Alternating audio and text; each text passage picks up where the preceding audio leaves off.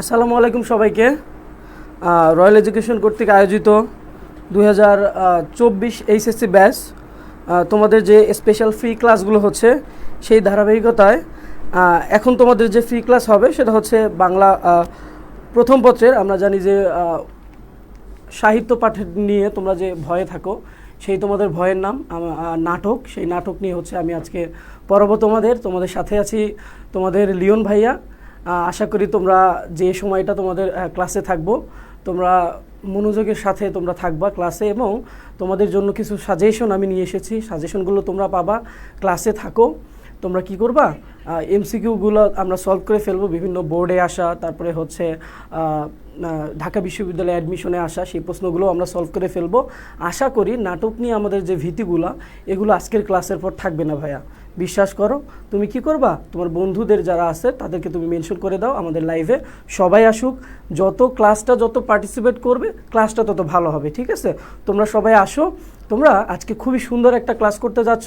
তোমরা নাটক নিয়ে অনেকে ভীতিতে থাকো, তোমরা ভয়ে থাকো যে ভাইয়া নাটক হচ্ছে আমরা পারি না, নাটক হচ্ছে এখানে কিভাবে দেয়া আছে পার্সন টু পার্সন, একজন ব্যক্তির উক্তি, তারপরে আরেকজন ব্যক্তির উক্তি। আমরা জানি যে এটা অনেক বেশি বোরিং লাগে। আচ্ছা, আজকের ক্লাসের পর তোমাদের বোরিং লাগবে না ইনশাল্লাহ। তোমাদের আজকে ভিত্তি আমি দিয়ে দিব একটা নাটকের। আজকের পর নাটক নিয়ে তোমাদের ভীতি ইনশাল্লাহ থাকবে না, তোমরা যে কোনো ধরনের অ্যান্সার এখান থেকে করতে পারবে। আচ্ছা, তোমরা সবাই লাইভটা শেয়ার করে দাও নিজেদের টাইমলাইনে, এবং বন্ধু যারা আছে তাদেরকে মেনশন করে দাও। আমরা একটু পরেই আসলে আমাদের মূল আলোচনা শুরু করব।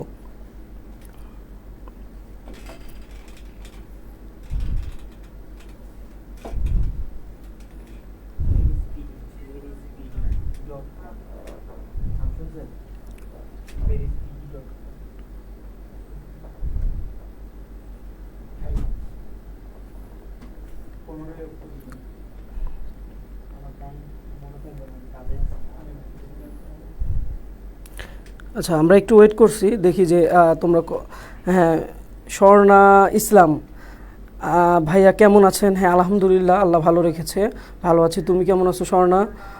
সন্ধ্যা রাতের তারা, আসসালামু আলাইকুম ভাইয়া, কেমন আছেন? ওয়ালাইকুম আসসালাম।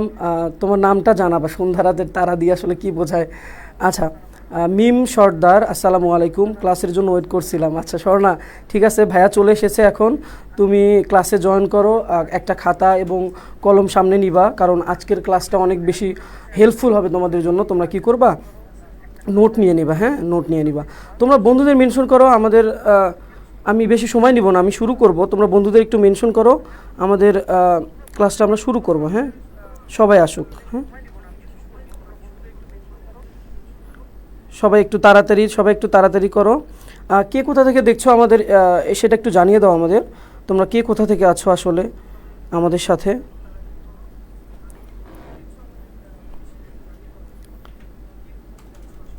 ঠিক আছে, নসিব আল কাফি, সালামু আলাইকুম ভাইয়া। ওয়ালাইকুম আসসালাম। সবাই একটু বন্ধুদের মেনশন করো, সবাই একটু। সন্ধ্যা রাতের তারা, রংপুর। আচ্ছা আচ্ছা, রংপুর উত্তরবঙ্গের মানুষ। হ্যাঁ, আমরা উত্তরবঙ্গের মানুষ ভাইয়া। আচ্ছা আচ্ছা, ঠিক আছে, তুমি বন্ধুদের মেনশন করে দাও একটু। হ্যাঁ, সবাই আসুক আজকের ক্লাসে, সবাই আসুক ইনশাআল্লাহ। নাটকের একটা খুবই সুন্দর একটা ক্লাস পেতে যাচ্ছ। আজকের ক্লাসের পরে তোমাদের নাটক সম্পর্কে একটা অভিজ্ঞতা হয়ে যাবে। তোমাদের নাটক সম্পর্কে যে ধারণা ছিল কঠিন, পড়তে পারি না, এ ধরনের ধারণাটা আশা করি থাকবে না আজকের পরে। এমডি আরিফুল ইসলাম জয়েন করেছে আমাদের সাথে, বলতেছে ঢাকা আমিন বাজার। হ্যাঁ, আমিন বাজার থেকে জয়েন করতেছো, গত ক্লাসেও ছিলা তুমি, আমি দেখেছি। তুমি বন্ধুদের একটু মেনশন করে দাও, আমরা ক্লাসটা শুরু করব। আচ্ছা, নাটক নিয়ে আমাদের ভীতি ইনশাল্লাহ থাকবে না, সবাই জয়েন করো, বন্ধুদের মেনশন করে দাও। আমরা শুরু করি। হ্যাঁ, আমরা সামনের দিকে শুরু করি, সবাই বন্ধুদের মেনশন করে দাও, নিজেদের টাইমলাইন আসলে শেয়ার করে দাও। আচ্ছা, আমরা কি আলোচনা করব বলো তো ভাইয়ারা? আমরা বাংলার নাটক সিরাজউদ্দৌলা নিয়ে আলোচনা করব। এখানে একটা ছিল, তোমরা খেয়াল করবা যে এখানে হচ্ছে কি রস্যউটা হবে আর কি। আচ্ছা আচ্ছা, সমস্যা নাই, আমরা সামনের দিকে যাই, আজকের প্রথম স্লাইডে যাই। আচ্ছা, সিরাজউদ্দৌলা নাটক। আচ্ছা, এটা লিখেছেন কে বলতো ভাইয়ারা? সিকান্দার আবু জাফর ওবায়দুল্লাহ আমরা বলি, যদি আমরা তার প্রকৃত নাম বলি। আচ্ছা, তো যেহেতু উনি লিখেছেন, সুতরাং ওনার সম্পর্কে কিছু আমাদের কি করতে হবে ভাইয়ারা? ওনার সম্পর্কে আমাদের কিছু জানতে হবে। আচ্ছা, আমরা জানি যে ওনার জন্ম হচ্ছে 1918 সালে। হ্যাঁ, 1918 সালে। কত বলো তো ভাইয়ারা? 1918 সালে। হ্যাঁ, 1918 সালে কোথায় জন্মগ্রহণ করেছিলেন? প্লেসটা এখানে নাই, আমি বলে দিচ্ছি তোমাদের।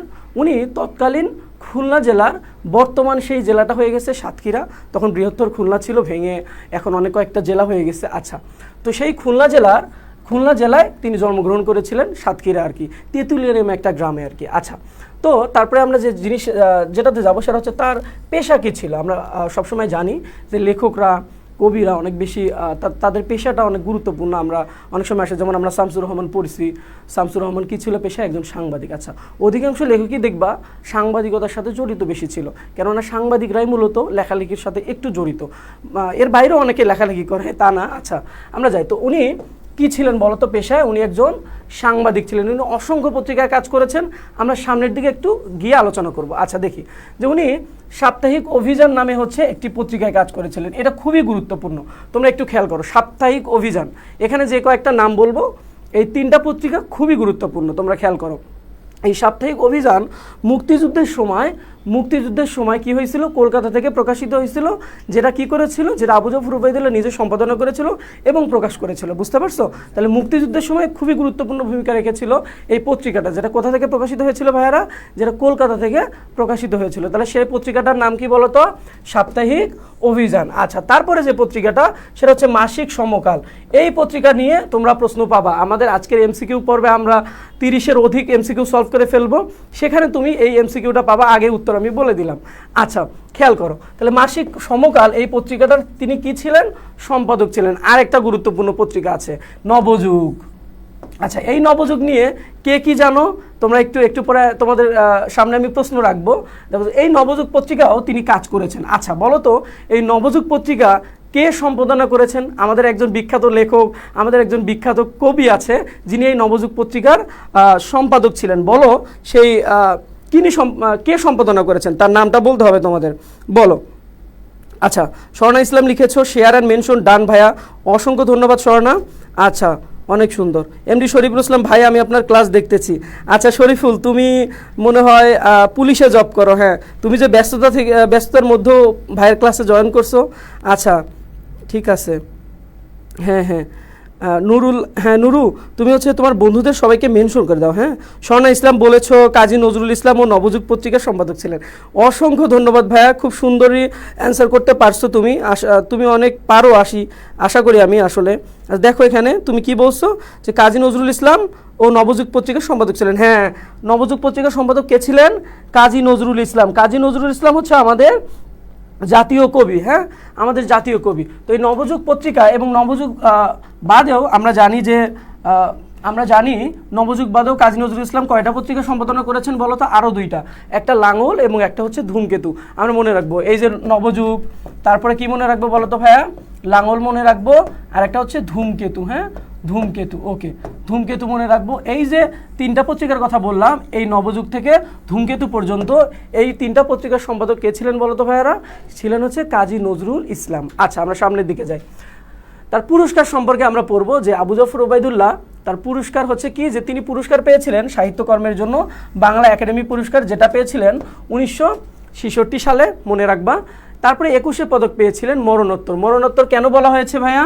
কারণ তিনি মরণের পর, তার মৃত্যুর পরেই পুরস্কারটা পেয়েছিলেন, এই জন্য মরণোত্তর বলা হচ্ছে। আচ্ছা, তিনি মূলত কত সালে পেয়েছিলেন? এই 21শে পদক পেয়েছিলেন 1984 সালে। আচ্ছা, ওনার মৃত্যু সালটা আমরা দেখে নেই। 1975 সালের 5ই আগস্ট ঢাকায় মৃত্যুবরণ করেছেন। ঠিক আছে, উনি ঢাকায় মৃত্যুবরণ করেছেন। আর জন্মগ্রহণ কোথায় করেছিলেন? একটু আগে বলেছি যে খুলনা জেলার, তৎকালীন খুলনা জেলার, বর্তমান সাতক্ষীরা জেলার একটা তেঁতুলিয়া নামক একটা গ্রামে। তোমরা আশা করি সিকান্দার আবু জাফর উবাইদুল্লাহ নিয়ে যেগুলো আসবে পরীক্ষায় বা আসার মতো প্রশ্ন আমি অলরেডি আলোচনা করে দিয়েছি এবং তোমরা প্রশ্ন সামনে পাবা। আমার সামনের স্লাইডে যাই। আচ্ছা, সাহিত্যকর্ম এখানে রেখেছি যে সাহিত্যকর্মের মধ্যে আমরা 2টা জিনিস জানবো। আমরা আমাদের পরীক্ষার সময় বেশি নেয়, আমাদের যেগুলো প্রয়োজন, যেগুলো লাগবে, যেগুলো ভাইয়া তোমাদের পড়াবে, এগুলো অবশ্যই তোমরা কমন পাবা, ভার্সিটি অ্যাডমিশনেও পাবা এবং এইচএসসি পরীক্ষাও তোমরা কমন পাবা। আচ্ছা, খেয়াল করো। আচ্ছা, এখানে নাটক মনে রাখার কৌশল আমি দিছি, যে কয়েকটা নাটক আমরা মনে রাখার কৌশল শিখে নেবো, যে একটা গল্পের মধ্য দিয়ে আমরা ওনার যে লিখিত নাটকগুলো, এগুলো সম্পর্কে আমরা কি করব, জেনে নিব। কেন আমি নাটকের কথা বলতেছি? কারণ আমরা নাটকই পড়তেছি ওনার, সুতরাং নাটক সম্পর্কে জানাটা বেশি জরুরি। আচ্ছা, সিরাজউদ্দৌলা নবাব হওয়ার পরে মাকড়সার জালের মতোই তার বিরুদ্ধে ষড়যন্ত্রের জাল বিস্তার লাভ করে। এই জাল শকুন্ত উপাখ্যান বা মহাকবি আলাওয়ালকে ছাড়েনি। তাহলে এই জাল শুধু নবাব সিরাজউদ্দৌলাকেও না, কাকে, মহাকবি আলাওলকেও আসলে ছাড়েনি। আচ্ছা, একটা গল্প দিছি সুন্দর করে। আচ্ছা, এখানে খেয়াল করো একটা জিনিস, যে এখানে মূলত কোন কোন মানে জিনিসগুলা বা কোন কোন ওয়ার্ডগুলা, শব্দগুলা হচ্ছে কি নাটক। প্রথমে আমরা জানবো যে সিরাজউদ্দৌলা অবভিয়াসলি তার নাটক, যেটা আমরা কি করতেছি, পড়তেছি। তারপরে মাকড়সা, হ্যাঁ মাকড়সা, এই মাকড়সা একটা কি বলতো, তার রচিত নাটক। তারপরে কি, তারপরে খেয়াল করো শকুন্ত উপাখ্যান, হ্যাঁ এটা একটা নাটক। তারপরে মহাকবি, এই মহাকবি কি বলতো, আলাওয়াল। আচ্ছা, এখানে আলাওয়াল কে না, আলাওয়াল পর্যন্ত তোমাদের কি বলতো, এই কয়েকটা আবু জাফর ওবায়দুল্লাহ কর্তৃক নাটক রচিত হয়েছে। আচ্ছা, আমরা সামনের দিকে যাব, আশা করি তোমরা মনে রাখতে পারছো। শকুন্ত উপাখ্যানটা একটু মনে রাখো, মহাকবি আলাওয়াল কাল রচিত, এটা মনে রাখো, তোমাদের কি আসবে, অ্যাডমিশন পরীক্ষায় চলে আসবে। আচ্ছা, আমরা সামনের দিকে যাই। বলা হয়েছে যে কাব্যগ্রন্থ, তাহলে আবু জাফর ওবায়দুল্লাহ রচিত কাব্যগ্রন্থগুলো কি কি, এগুলো আমরা জেনে নেই। যে মালব, এটা মালব কৈশিক হবে, এখানে একটাই হবে, হ্যাঁ এটা হচ্ছে সম্পূর্ণটা হচ্ছে মালব কৈশিক। তারপর হচ্ছে বৈরী বৃষ্টি, প্রসন্ন শহরে, তিমিরান্তিক, বৃষ্টিক লগ্নে এবং বাংলা ছাড়ো। এই কয়েকটা হচ্ছে কি বলতো, ওনার কাব্যগ্রন্থ। এগুলো মনে রাখবা, হ্যাঁ এগুলো মনে রাখবে। এগুলো যে এগুলো হচ্ছে তোমরা কি করবা, একটু নোট করে ফেলবা। আর বন্ধুদের কাছে সাথে আমাদের ভিডিওটা শেয়ার করো। তোমরা পিডিএফ চাইলে আমরা পিডিএফ তোমাদের প্রোভাইড করবো ইনশাল্লাহ। আমরা সামনের দিকে যাই। আচ্ছা, আমরা এখন কি করব, নাটকের গুরুত্বপূর্ণ চরিত্রগুলো পড়ব। আচ্ছা, গুরুত্বপূর্ণ চরিত্রগুলো জানার আগে আমি তোমাদের, তোমরা অনেকেই বলো যে ভাইয়া নাটক আসলে কি, যে নাটক আমরা বুঝতে চাই না। নাটকটা আসলে মঞ্চেই কিন্তু সুন্দর। আমরা অনেকে বাংলা নাটক দেখি, কিংবা অনেকে ইন্ডিয়ান সিরিয়ালগুলো দেখে ফেলি, যে বৈশা বৈশা পড়াশোনা বাদ দিয়ে ইন্ডিয়ান সিরিয়াল দেখছি, কিরণমালা, মা নাটক। আমরাও ছোটোবেলায় থাকতে মা নাটক দেখে ফেলছি, তো তখন বুঝি নাই যে এগুলো সময় ওয়েস্ট, এগুলোতে কিছু নাই। আচ্ছা, যাই হোক, তো এই যে নাটক, নাটক আসলে কোথায় সুন্দর, বেশি মঞ্চে সুন্দর। এখান থেকে একটা এমসিকিউ কমন পাবা, যে নাটক আসলে কোথায় উপস্থাপন করলে বেশি সুন্দর হয়। এটা হচ্ছে মঞ্চ, ঠিক আছে, নাটকটা হচ্ছে মঞ্চ আর কি। আচ্ছা, আমরা যেহেতু এটা একটা মঞ্চ নাটক, সুতরাং এখানে একটার পর একটা কি করে দেওয়া আছে, অঙ্ক এবং দৃশ্যপটগুলো দেওয়া আছে। এই জন্য আমাদের পড়তে অসুবিধা হয়, এই জন্য আমরা অনেকে বুঝতে চাই না, বুঝতে পারি না, আমাদের কি লাগে, বোরিং লাগে। আমরা কি করব, আজকের ক্লাসে তথাকথিত নিয়মে আমরা নাটক পড়বো না, তোমরা বিশেষ নিয়মে নাটক পড়া শিখবা, এবং চরিত্রগুলো আমি ভেঙে দিব, তাহলে তোমরা কে কোন উক্তি করছে সেগুলো সম্পর্কেও জেনে যাবা, এবং এই নাটকে আসলে কে প্রধান চরিত্র, কার ভূমিকা কি, এ সম্পর্কেও তোমরা কি করবা, জানতে পারবা। আশা করি আমরা সামনের দিকে যাই, তোমরা বুঝতে পারছো। আচ্ছা, আমরা চরিত্র সম্পর্কে পড়ি। যে প্রথমেই যে চরিত্র সম্পর্কে পড়বো আমরা, দেখো খেয়াল করো, প্রথমে হচ্ছে কি আছে বলো তো, আলীবর্দী খাঁ। আচ্ছা, আলীবর্দী খাঁ কে বলো তো, তোমরা অ্যান্সার করো, একটু শুনতে যাচ্ছি, বলো আলীবর্দী খাঁ কে, একটু অ্যান্সার করো, শুনতে যাচ্ছি, একটু অ্যান্সার করো, শুনতে যাচ্ছি, বলো একটু। আরিফুল ইসলাম জানিয়েছো যে স্যার রাইট সাইডে দেখা যায় না, রাইট সাইডে দেখা যায় না। ঠিক হয়ে গেছে ভাইয়া, ঠিক হয়ে গেছে, ঠিক হয়ে গেছে। আচ্ছা, তোমরা কমেন্ট করো, তোমরা একটু জানিয়ে দাও। হ্যাঁ নুরু, হ্যাঁ আচ্ছা আচ্ছা আচ্ছা, তোমার নাম অনেক কঠিন, ঠিক আছে। আচ্ছা, তোমরা বন্ধুদের মেনশন করে দাও, বলো তোমরা। আমি যেটা জানতে চাইছি তোমাদের কাছ থেকে, সেটা হচ্ছে আলীবর্দী খাঁ কে, বলো। আমরা আলীবর্দী খাঁ সম্পর্কে জানতেছি, প্রত্যেকটা চরিত্র সম্পর্কে আমরা জানবো, প্রত্যেকটা চরিত্র সম্পর্কে আমরা আজকে ক্লাসে জেনে নিব। হ্যাঁ, আচ্ছা, আজকের ক্লাসে নাটকের কিচ্ছু থাকবে না ভাইয়া, কিচ্ছু থাকবে না। আশা করি আজকের ক্লাসের পর নাটক নিয়ে তোমাদের যে ভয়, যে ভীতি, এটা থাকবে না, এটা থাকবে না। তোমরা একটু জানাও যে আলীবর্দী খাঁ কে, আমি আলোচনা করব, তোমরা কি জানো এটা জানতে চাচ্ছি, আমি এটা একটু দেখতে চাচ্ছি। জানাও সবাই, জানাও। আচ্ছা,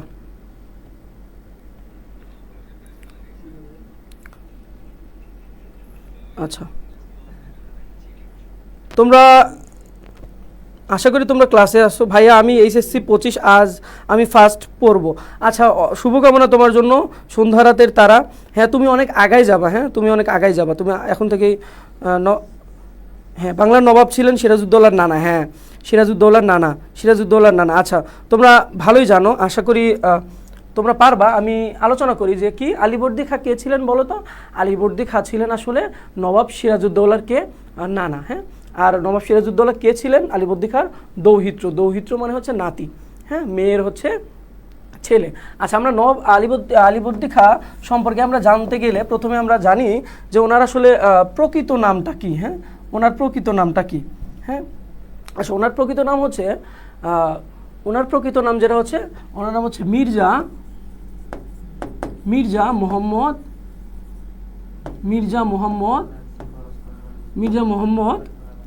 আলী। হ্যাঁ, ওনার প্রকৃত নাম কি বলো তো? মির্জা মোহাম্মদ আলী। তোমরা দেখতে পারছো? একটু জানাও তো। আমি লাল কলমে লিখতেছি, মানে লাল কালারে লিখতেছি, তোমরা একটু জানাও যে আসলে লাল কালারে তোমরা দেখতে পারছো কি না। আচ্ছা, একটু জানাও। মির্জা মোহাম্মদ আলী। আচ্ছা আচ্ছা আচ্ছা, ঠিক আছে, এখন আশা করি তোমরা দেখতে পারবা। হ্যাঁ, সিরাজউদ্দৌলার নানা, বাংলার বিহার উড়িষ্যার একজন নবাব। আচ্ছা, হ্যাঁ, মির্জা মোহাম্মদ আলী। আচ্ছা, আশা করি তোমরা জানো, তোমরা দেখতে পাচ্ছ। তাহলে আলীবর্দী খাঁর প্রকৃত নাম কি? মির্জা মোহাম্মদ আলী। আচ্ছা, ওনার বাবা ছিলেন একজন আরবের লোক এবং ওনার মা ছিলেন কোথাকার বলো তো? ওনার মা ছিলেন তুর্কি। আচ্ছা, তো তিনি ভাগ্যের অন্বেষণে ভারতে এসেছিলেন। ভারতে আসার পর উনি প্রথমে কাজ নিয়েছিলেন, আমরা জানি যে মুর্শিদ কুলি খান। এই মুর্শিদ কুলি খানের জামাতার নাম ছিল হচ্ছে সুজাউদ্দিন। এই সুজাউদ্দিনের হচ্ছে পরিষদে তিনি একটা কাজ নিয়েছিলেন। আচ্ছা, এখন এই মুর্শিদ কুলি খান যখন মৃত্যুবরণ করে, আমরা জানি যে 1787 আসলে মুর্শিদ কুলি খান মৃত্যুবরণ করে। এই মৃত্যুবরণ করার পরে সুজাউদ্দিন কি হয়? সুজাউদ্দিন হচ্ছে কি হয়? নবাব হয়। সুজাউদ্দিন যখন নবাব হয় তখন আলীবর্দী খাঁ আরও গুরুত্বপূর্ণ পদ পান। তো এখানে তার প্রভাবটা কি করছিল? প্রভাবটা বেড়ে যাচ্ছিল। হ্যাঁ, দিনকে দিন প্রভাবটা বেড়ে যাচ্ছিল। এরপরে আমরা জানি যে 1739 সালে কি হয়েছে? এই সুজাউদ্দিন খান মৃত্যুবরণ করে। এই সুজাউদ্দিন খান মৃত্যুবরণ করার পরে তার পুত্র সরফরাজ উদ্দিন, তার পুত্রের নাম কি বলতো? সরফরাজ উদ্দিন। তিনি আসলে কি করে? এই বাংলা, বিহার, উড়িষ্যা কিংবা ওই অঞ্চলটার কি করেন? ওই অঞ্চলটার তিনি কি করেন? নবাব হন। এই নবাব হওয়ার পরে তার সাথে কি হয়? তার ক্ষমতা ছিল একটু কি দুর্বল এবং তার প্রশাসনিক কাঠামোটা ছিল একটু দুর্বল। তো তিনি সুজাউদ্দিনকে কি করেছিলেন? সরফরাজ উদ্দিনকে তিনি কী করেছিলেন? পরাজিত করে তিনি আসলে কি করেন? এই বাংলা, বিহার, উড়িষ্যার তিনি আসলে শাসন ক্ষমতাটা দখল করে ফেলেন। আশা করি বুঝতে পারছো। এই দখল করার পরেই তিনি আসলে কত সাল পর্যন্ত ছিলেন বাংলার সিংহাসনে বলো তো?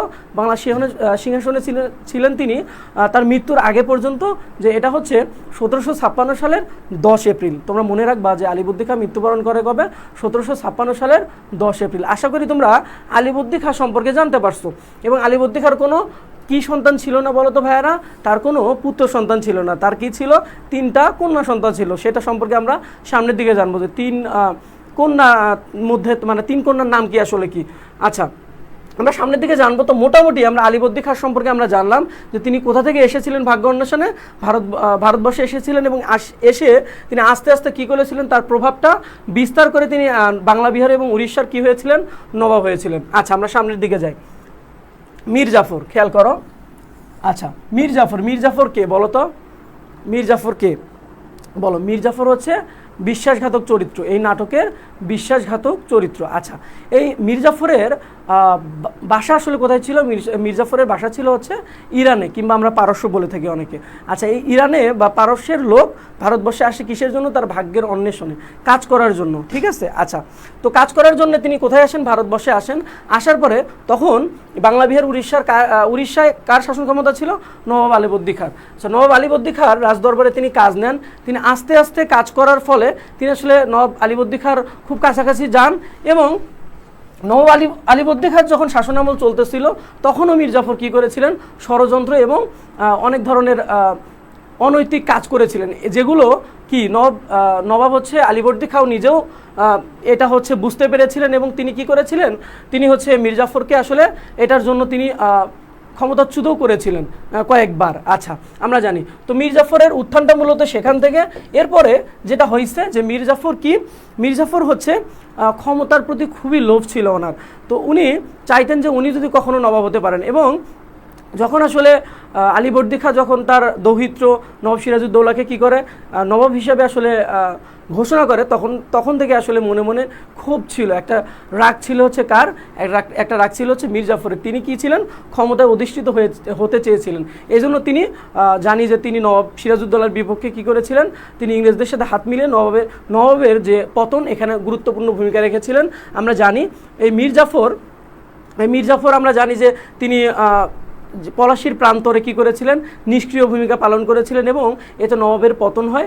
নবাবের পতনের পরে আমরা জানি যে 1757 সালের 29 জুন কি হয়েছিল, 1757 সালের 29 জুন তিনি আসলে কি করেছিলেন, তিনি রবার্ট ক্লাইভ যাকে আমরা বলতেছি, হ্যাঁ 29 জুন, আচ্ছা 29 জুন রবার্ট ক্লাইভ যাকে আমরা বলতেছি, এই রবার্ট ক্লাইভ সম্পর্কে আমরা পড়বো সামনে।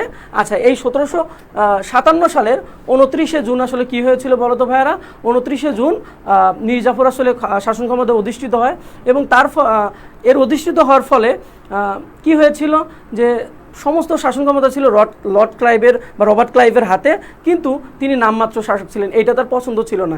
এর যেহেতু পরিপন্থী ছিল ইংরেজ শাসনের, এই জন্য তাকে আবার কি করা হয়েছিল, ক্ষমতাচ্যুত করে এই মীর জাফরের জামাতা ছিল, ওনার নাম ছিল মীর কাসিম, এই মীর কাসিমকে কি করা হয়েছিল, ক্ষমতায় বসানো হয়েছিল। এবং 1764 সালে তোমরা জানো একটা যুদ্ধ হয়েছিল, কি যুদ্ধ বলো তো ভাইয়ারা, যে বলতে পারবা, তোমরা আর্টসের অনেকে আসো, আর্টসের যারা আসো আশা করি বলতে পারবা যে 1764 সালে এই যে একটা যুদ্ধর কথা বললাম, এই যুদ্ধটার নাম কি তোমরা বলো একটু, তোমাদের উত্তরটা আশা করছি বলো।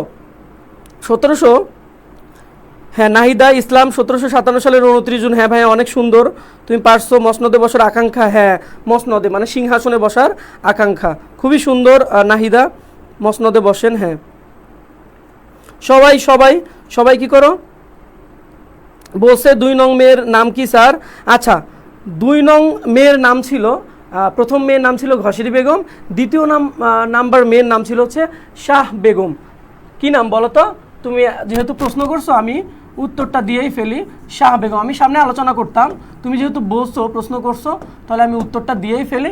ওনার নাম ছিল হচ্ছে শাহ বেগম। আচ্ছা ওনার হচ্ছে দ্বিতীয় মেয়ের নাম আলীবর্দী খাঁর দ্বিতীয় মেয়ের নাম, আর তৃতীয় বা কনিষ্ঠ মেয়ের নাম ছিল হচ্ছে আমিনা বেগম। আমরা সামনের দিকে কি করব, পড়বো। আচ্ছা ফারহান জাহিন ভাইয়া কেমন আছেন? ভালো। হ্যাঁ নোমান অনেক সুন্দর, বক্সারের যুদ্ধ, হ্যাঁ বক্সারের যুদ্ধ হয়েছিল 1764 সালে। কি হয়েছিল ভাইয়া? বক্সারের যুদ্ধ হয়েছিল। হ্যাঁ সবাই বলতেছো ক্লাইভের গাধা, হ্যাঁ ক্লাইভের গাধা, ঠিক আছে। আচ্ছা আমরা সামনে পড়বো, নাহিদা নাদিয়া, সরি নাদিয়া, আচ্ছা ঠিক আছে, বক্সারের যুদ্ধ, হ্যাঁ ঠিক আছে। তোমরা যারা বক্সারের যুদ্ধ বলতেছো, ঠিক আছে, এই বক্সারের যুদ্ধের পরে কি হয়েছিল, মীর কাসিমকে সরিয়ে কি করা হয়েছিল বলতো, আবার ওই মীর জাফরকে কি করা হয়েছিল, সিংহাসনে বসানো হয়েছিল। আমরা জানি যে এরপরে মীর জাফর একটা কঠিন ব্যাধিতে আক্রান্ত হন, যেটাকে আমরা বলি কুষ্ঠরোগ। আগে যে সময়টা ছিল, এই কুষ্ঠ রোগে যারা আক্রান্ত ছিল তারা কেউ আসলে বাঁচত না এবং তাদের একঘরে করে দেওয়া হইতো, তাদেরকে ভাসায়া দেওয়া হইতো। এবং তোমরা অনেকে জানো যে আমাদের এই যে কি বলতো, আমাদের যে বাউল সাধক আমরা যাকে বলি বাউল, হ্যাঁ তাকেও কি করা হয়েছিল, যিনি আসলে কি করে না বলতো, কোনো ধর্মগ্রন্থ কিংবা কোনো কিছু তিনি মানুষ পরিচয় বাঁচে, হ্যাঁ তাকে কি, তার একটা গান আছে না বলতো, কি সেই ব্যক্তিটা, একটা গান আছে একটা, বলো গানটার নাম। আমি বলছি যে মেঘের বিদ্যুৎ মেঘে যেমন, মিলন হবে কতদিনে, বলো। এখন আমি বললাম মিলন হবে কতদিনে যে লিখছে, ওনার নাম কি বলো? লালন, আচ্ছা লালন, হ্যাঁ লালন নাকি, ঠিক আছে।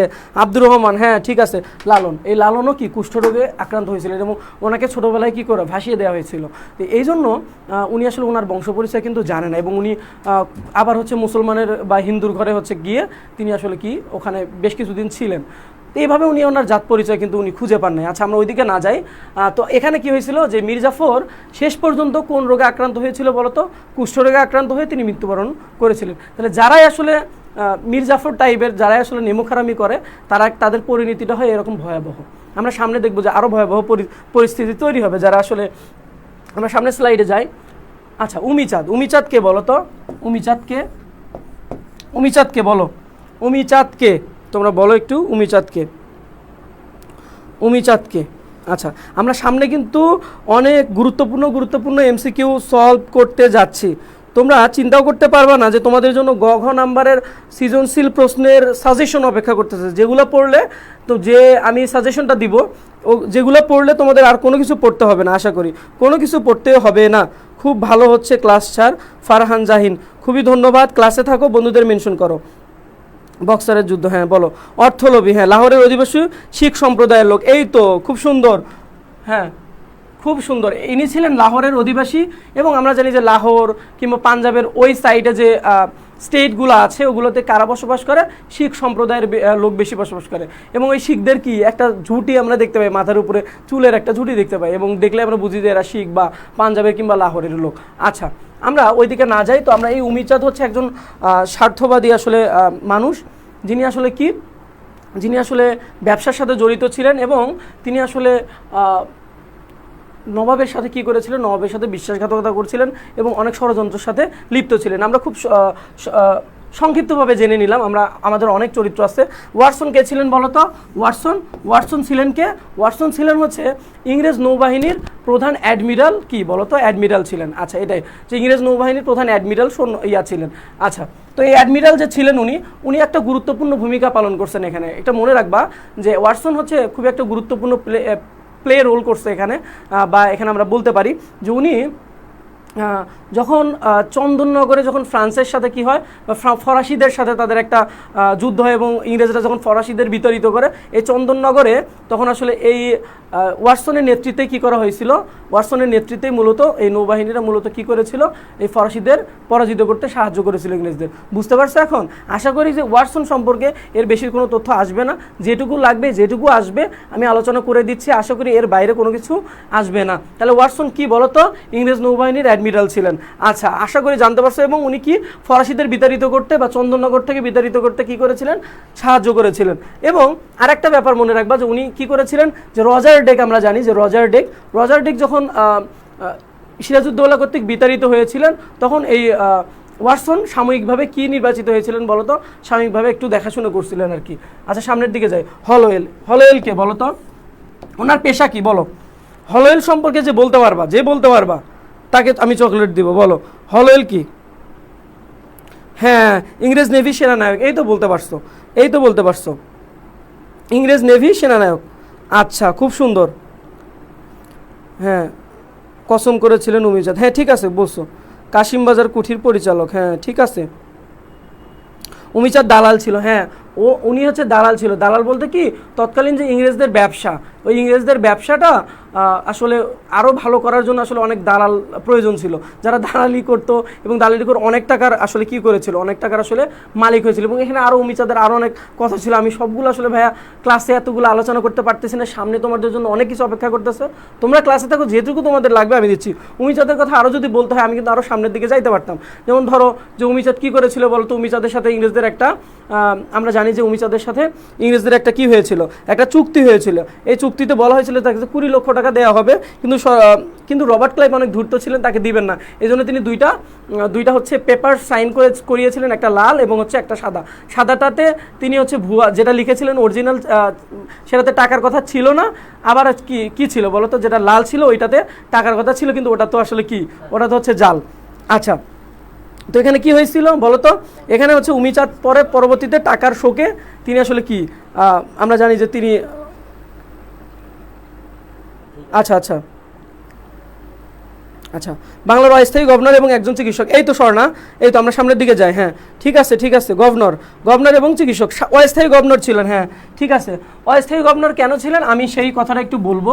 আচ্ছা, এই হলওয়েল একজন কি ছিলেন বলতো? একজন যিনি আসলে ইংল্যান্ড থেকে পড়ে এসেছিলেন, তিনি একজন কি ছিলেন বলতো? চিকিৎসক বা ডক্টর।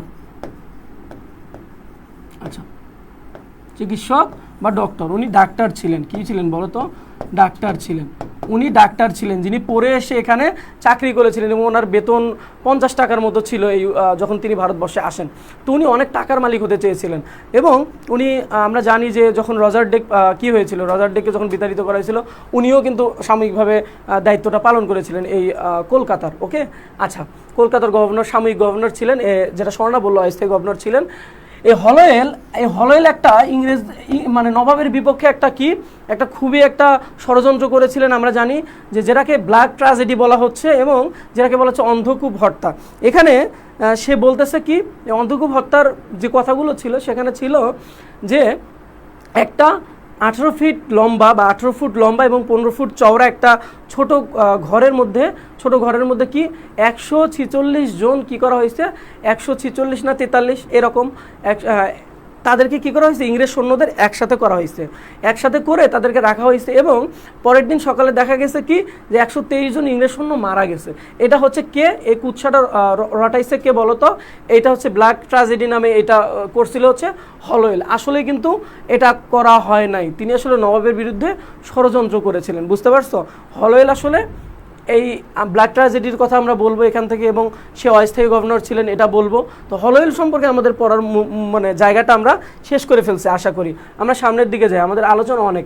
আচ্ছা, এই ঘসিরি বেগম বলো, এই ঘসিরি বেগম কে ছিল বলো তো? ঘসিরি বেগম ছিল আলীবর্দী খাঁর একদম বড় মেয়ে। আচ্ছা, আলীবর্দী খাঁর কি মেয়ে বলো তো? বড় মেয়ে। এখন যে বলতে পারবে ঘসিরি বেগমের প্রকৃত নাম বা ভালো নাম কি? ঘসিরি বেগম কি কারো নাম? তোমার নাম কি ঘসিরি বেগম? কেউ কাউকে ঘসিরি বললে কি হয়, রেগে যায়। আচ্ছা, কাউকে বলবা না ঘসিরি বইলা। আচ্ছা, এখন তোমরা বলো যে আসলে এই ঘসিরি বেগমের প্রকৃত নাম কি? যে বলতে পারবো ভাইয়া তাকে চকলেট দিব। বলো। রিনা খান, আসসালামু আলাইকুম ভাইয়া। ওয়ালাইকুম আসসালাম। হ্যাঁ, স্বাগত তোমাকে ক্লাসে রিনা। তুমি হচ্ছে সবাইকে মেনশন করে দাও, সবাইকে মেনশন করে দাও। হলওয়েল ঘুষখোর ডাক্তার, বেতন 50 টাকা। হ্যাঁ, নাদিয়া ইসলাম, অনেক সুন্দর ভাইয়া, তুমি পারতেছো, অনেক পারতেছো। সবাইকে মেনশন করে দাও, সবাই আসুক। স্বর্ণা ইসলাম, মেহেরুন্নেসা, খুব সুন্দর মেহেরুন্নেসা ছিল। হ্যাঁ, ঘসিরি বেগমের ভালো নাম মেহেরুন্নেসা। কত সুন্দর নাম বলো তো ভাইয়ারা, কত সুন্দর নাম ছিল, অথচ তাকে ঘসিরি বেগম বলে নোমান মেহেরুন্নেসা। ঠিক আছে, ঠিক আছে ভাইয়া, ভাইয়া চকলেট দেন। হ্যাঁ দিব স্বর্ণা, দিব দিব। তোমার অ্যাড্রেস তো আমি জানি না ভাইয়া, তুমি অ্যাড্রেস দিও, আমি তোমার চকলেট পাঠাই দিব। আচ্ছা ঠিক আছে, আর ঢাকায় হলে তো কোনো কথা নাই। ঠিক আছে, ঠিক আছে, তুমি বন্ধুদের মেনশন করে দাও, যারা এখন ক্লাসে আসছো, বন্ধুরা ক্লাসে নাই, সবাইকে একটু মেনশন করে দাও ভাইয়ারা। ক্লাসে পার্টিসিপেট যত বাড়বে ক্লাস তত ভালো হবে। হ্যাঁ, আমি আরিফুল ইসলাম মেহেরুন্নেসা। ঠিক আছে, মেহেরুন্নেসা। হ্যাঁ, ঘসিরি বেগমের যে ভালো নাম বা প্রকৃত নাম সেটা হচ্ছে বলো তো কি? মেহেরুন্নেসা। প্রকৃত নাম হচ্ছে কি নাম বলো তো? মেহেরুন্নেসা। আচ্ছা, মেহেরুন্নেসা। হ্যাঁ, আচ্ছা, আমরা একটু লেখাটা একটু ছোট করে নেই। আচ্ছা আচ্ছা, মেহেরুন্নেসা কি ছিল বলো তো ভাইয়ারা? মেহেরুন্নেসা প্রকৃত নাম। আচ্ছা, এখন এই ঘসিরি বেগম সম্পর্কে যদি জানতে চাই তাহলে আমরা বলতে পারবো যে ঘসিরি বেগম কি ছিল? ঘসিরি বেগম ছিল হচ্ছে নবাব আলীবর্দী খাঁর হচ্ছে বড় কন্যা, যাকে আসলে বিয়ে দেওয়া হয়েছিল কার? এই যে তার যে 3টা কন্যা ছিল, আমি প্রথমেই বলছিলাম যে তার 3টা কন্যা ছিল।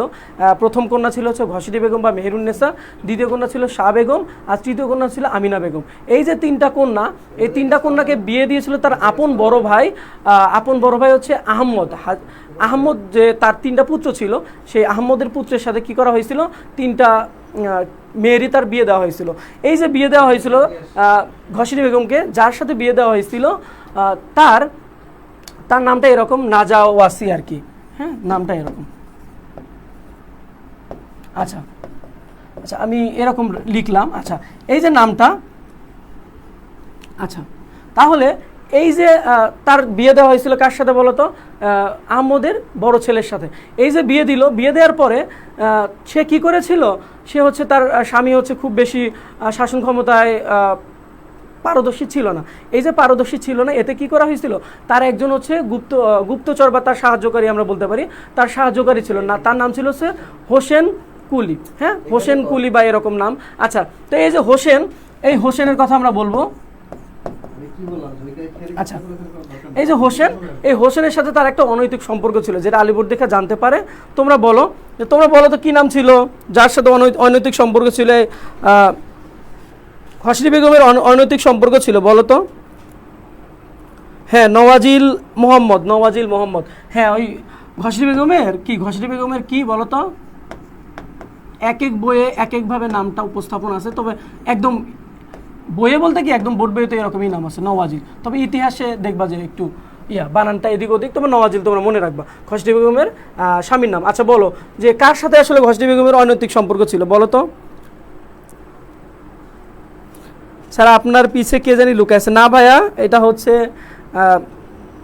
স্টুডিওতে সাপ দেখা যাচ্ছে আর কি। নওয়াজিল, হ্যাঁ ঠিক আছে, নওয়াজিল। আচ্ছা, বলো কার সাথে অনৈতিক সম্পর্ক ছিল বলো? কার সাথে অনৈতিক সম্পর্ক ছিল? বলতে পারলে চকলেট, বলো। আমি তো নাম দিছি, পুরো নামটা বলি নাই আমি। হ্যাঁ, আমি বলছি হোসেন কুলি, এই তো হোসেন কুলি খা, আমি শুধু বলছিলাম হোসেন। আচ্ছা হোসেন কুলি, হ্যাঁ, এই হোসেন কুলির সাথে কী ছিল, অনৈতিক সম্পর্ক ছিল। আলীবর্দী খাঁ এটা জানতে পেরে কী করে, নবাব সিরাজউদ্দৌলাকে তাকে হত্যা করার জন্য পাঠায় এবং নবাব সিরাজউদ্দৌলা এই হোসেন কুলিকে হত্যা করে এবং এই হত্যা করার ফলে হর্ষদি বেগম অনেক বেশি কী হয়, অনেক বেশি হচ্ছে সিরাজউদ্দৌলাকে অনেক বেশি ঘৃণা করতে থাকে এবং তাকে আর সহ্য করতে পারে না, যেহেতু তার মনের মানুষকে কী করেছিল, হত্যা করেছিল হচ্ছে সিরাজউদ্দৌলা। আর জানি যে ঘসেদি বেগম কী ছিল বলতো, ঘসেদি বেগম ছিল নিঃসন্তান এবং আমিনা বেগম বা এই সিরাজউদ্দৌলার মায়ের 3টা ছেলে ছিল। 3টা ছেলের মধ্যে আমরা জানি যে নবাব সিরাজউদ্দৌলা একজন, একরামউদ্দৌলা একজন, আর একজন ছিল হচ্ছে হামদি নামে একজন ছেলে ছিল, একদম ছোট। আচ্ছা, এই হামদি সবার শেষে মৃত্যুবরণ করছে। এই কয়েকজন বললাম আমি, তিনজনের কথা বললাম যে নবাব সিরাজউদ্দৌলার 3টা ভাই ছিল। এই যে একরামউদ্দৌলার কথা বললাম, এই একরামউদ্দৌলাকে কে করেছিল, একরামউদ্দৌলাকে পালক পুত্র হিসেবে কে লালন পালন করেছিল, ঘসেদি বেগম বা মেহেরুন্নেসা। বুঝতে পারছো? আচ্ছা, উনি অনেক ষড়যন্ত্র করছে এই নবাব সিরাজউদ্দৌলাকে করার জন্য, মানে এক কথায় তাকে হচ্ছে তার সিংহাসনটা ধ্বংস করার জন্য কিংবা তার পতনের জন্য। আমরা জানি যে এরপরে কি হয়েছে বলতো, ঘসেদি বেগমের পরিণতিটা হয়েছিল মৃত্যু এবং তাকে আমরা জানি যে বুড়িগঙ্গা এবং হচ্ছে কি বলতো শীতলক্ষা নদীর যে সংযোগস্থল, এখানে তাকে ফেলে কি করা হয়েছিল, বেঁধে ফেলে দেওয়া হয়েছিল এবং এখানে তাকে মেরে ফেলা হয়েছিল। আচ্ছা, এইটুকু আমরা জানি। আপাতত সামনের দিকে আমরা যাই, আমাদের অনেক আলোচনা। আচ্ছা, মানিক চাঁদ, বলো মানিক চাঁদকে, বলো মানিক চাঁদকে। পচা বেরিয়েছিল একটা, হ্যাঁ, বলো মানিক চাঁদকে, মানিক চাঁদকে বলো। আশা করি তোমরা পারবা, অনেক সুন্দর লিওন। আচ্ছা, পাপুল আহমেদ, ধন্যবাদ, অনেক ধন্যবাদ। মানিক চাঁদ যে কলকাতার দেওয়ান নিযুক্ত করেছিলেন, হ্যাঁ হ্যাঁ, মানিক চাঁদ যে কলকাতার দেওয়ান নিযুক্ত করেছিলেন, হ্যাঁ, মানিক চাঁদকে, হ্যাঁ, কলকাতার দেওয়ান নিযুক্ত করেছিলেন কে বলতো, নবাব সিরাজউদ্দৌলা। এবং তার দক্ষতা দেখে তিনি কি করেছিলেন, তাকে আসলে দেওয়ান নিযুক্ত করেছিলেন। কিন্তু তিনি আসলে কি করেছেন, তিনি আসলে নবাবের বিপক্ষে ষড়যন্ত্র করেছিলেন। আচ্ছা, এই পর্যন্ত আমরা জানি, সামনের দিকে যাই। রজার ড্রেক কে ছিলেন বলতো, রজার ড্রেক ছিলেন নবাব সিরাজউদ্দৌলা যখন আসলে বাংলার নবাব ছিলেন, সেই তৎকালীন হচ্ছে কলকাতার গভর্নর ছিলেন কে বলতো, গভর্নর ছিলেন হচ্ছে এই রজার ড্রেক, যিনি আসলে কি করেছিলেন, এই ফোর্ট উইলিয়াম দুর্গর কথা আমরা জানি যে এই ফোর্ট উইলিয়াম দুর্গ যখন নির্মাণ করেছিলেন তখন আসলে এটার অনুমতি ছিল না কার, এই অনুমতি নিয়েছিল নবাবের অনুমতি নেওয়া হয় নাই।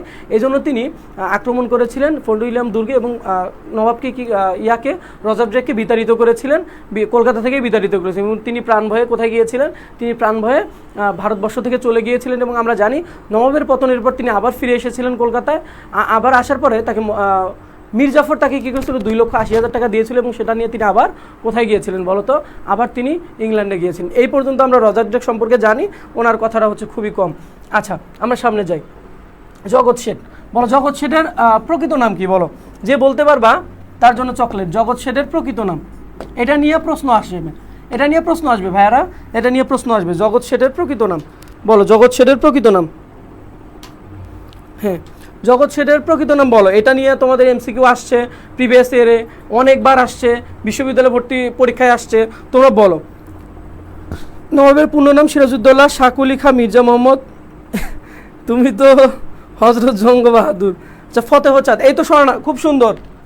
ওনার প্রকৃত নাম কি ছিল বলো তো ভাইয়ারা, ফতেহ চাঁদ, হ্যাঁ, ফতেহ চাঁদ, ওনার প্রকৃত নাম ছিল ফতেহ চাঁদ। তাহলে জগৎ শেঠের প্রকৃত নাম কি বলতো ভাইয়ারা, জগৎ শেঠের প্রকৃত নাম হচ্ছে ফতেহ চাঁদ। তিনি আসলে কি করেছিলেন, তিনি আসলে ভেবেছিলেন যে তাকে ব্যবসা করার জন্য কি করে দেওয়া হবে, অনেক সুবিধা দেওয়া হবে। কিন্তু নবাব সিরাজউদ্দৌলা এক্সেপশনাল ছিলেন, তিনি ব্যতিক্রমী চরিত্র ছিলেন, তিনি আসলে সৎ ছিলেন। তিনি যারা ব্যবসা করার জন্য, অনৈতিকভাবে ব্যবসা করার জন্য আশা করেছিলেন তাদেরকে তিনি কী করতে দেয় নাই, ব্যবসা করতে দেয় নাই। এই জন্য জগৎ শেঠ কী করেছিলেন, জগৎ শেঠ আসলে নবাব সিরাজউদ্দৌলার পতনের জন্য ইংরেজদের সাথে হাত মিলিয়েছিলেন। আচ্ছা, আমরা সামনের দিকে যাই, আমাদের আলোচনা অনেক।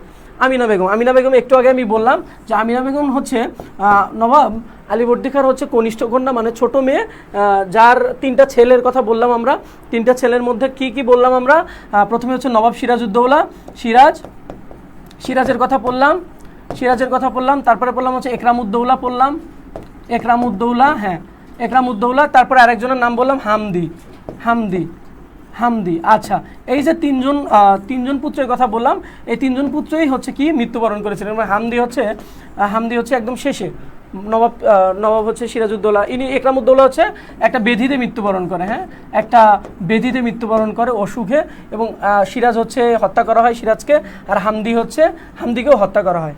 আচ্ছা, হামদিকেও হত্যা করা হয়। আচ্ছা, আমরা মোটামুটি আমিনা বেগমের যে তিনটা পুত্র আমরা জানলাম, এবং আমিনা বেগমের বিয়ে হয়েছিল কার সাথে বলো তো? জয়নুদ্দিনের সাথে। জয়নুদ্দিন কে ছিল? ওই যে বললাম প্রথমে যে বড় ভাই, কার বড় ভাই? আলীবর্দী খাঁর বড় ভাই আহম্মদের কথা আমি বললাম, সে আহম্মদের তিনটা পুত্রের সাথে কি করা হয়েছিল? বিয়ে হতো। আগেরকার সময় দেখতাম যে ভাই বোন, চাচাতো ভাই বোনদের মধ্যে অনেক বেশি বিয়ে হতো, ফুপাতো মামাতো এগুলোর মধ্যে বিয়ে বেশি হতো। এখন এগুলো আসলে হয় না, আমরা দেখতে পারি না, এবং আমরা এটাকে ট্যাবু হিসাবে নিছি, যেটাকে বলি আমরা যে নিষেধ, মানে একদম খারাপ হিসেবে দেখি আমরা এগুলো সম্পর্ক, কিন্তু আগে হইতো এটা। আচ্ছা, এখন আমরা সামনের দিকে যাই। তাহলে আমিনা বেগমের বিয়ে হয়েছিল যার সাথে, তার নাম কি? জয়নুদ্দিন। তার নাম কি ভাইয়া বলো তো? জয়নুদ্দিন। আচ্ছা, জয়নুদ্দিন বা এইভাবে নটা করে দিলে হবে। আচ্ছা, এই জয়নুদ্দিনের সাথে কি করেছিল? আমিনা বেগমের বিয়ে হয়েছিল। আচ্ছা, এবং এই জয়নুদ্দিন হচ্ছে আসলে মারা যাওয়ার পরে তিনি আসলে খুব বেশি ছিলেন, তো তাকে নবাব সিরাজউদ্দৌলা যখন আসলে নবাব সিরাজউদ্দৌলার যে মৃতদেহটা, আমরা জানি যে মৃতদেহটা যখন হাতির পিঠে করে আনা হচ্ছিল, তখন আমিনা বেগম দৌড়ে যাচ্ছিলেন যে একটা ছেলে, একটা মা, মানে আমরা জানি যে হচ্ছে যখন একটা ছেলের কিছু হয় বা হচ্ছে একটা ছেলে মৃত্যুবরণ করে, তখন মায়ের অন্তর সবার আগে জানে। আচ্ছা, তো তখন কি, যখনই সে দেখতে পাচ্ছেন যে হাতির পিঠে নবাবকে নিয়ে আসা হচ্ছে তার মৃতদেহ, তখন এই আমিনা বেগম ছুটে যাচ্ছিলেন। কিন্তু মীর জাফরের বা মীর মরণের কথা আমরা জানি, মিরন, আচ্ছা, মিরনের কথা আমরা জানি। এই মিরন হচ্ছে কি? এই মিরন হচ্ছে নির্দেশ করে, যারা রক্ষী ছিল তাদেরকে নির্দেশ করে, এবং তারা অত্যাচার করে, এবং তারপরে তাকে অন্দরমহলে পাঠিয়ে দেওয়া হয়েছিল, এবং অন্দরমহলেই সে মৃত্যুবরণ করে। আমরা এই আমিনা বেগম সম্পর্কে কিছুটা তথ্য আমরা জেনে নিলাম। আমরা সামনের দিকে যাই। মীর মর্দান, এই যে একটু আগে বললাম, হ্যাঁ, মীর মর্দান। বলো তো মীর মর্দান কে ছিল? তোমরা একটু বলো, মীর মর্দান কে ছিল?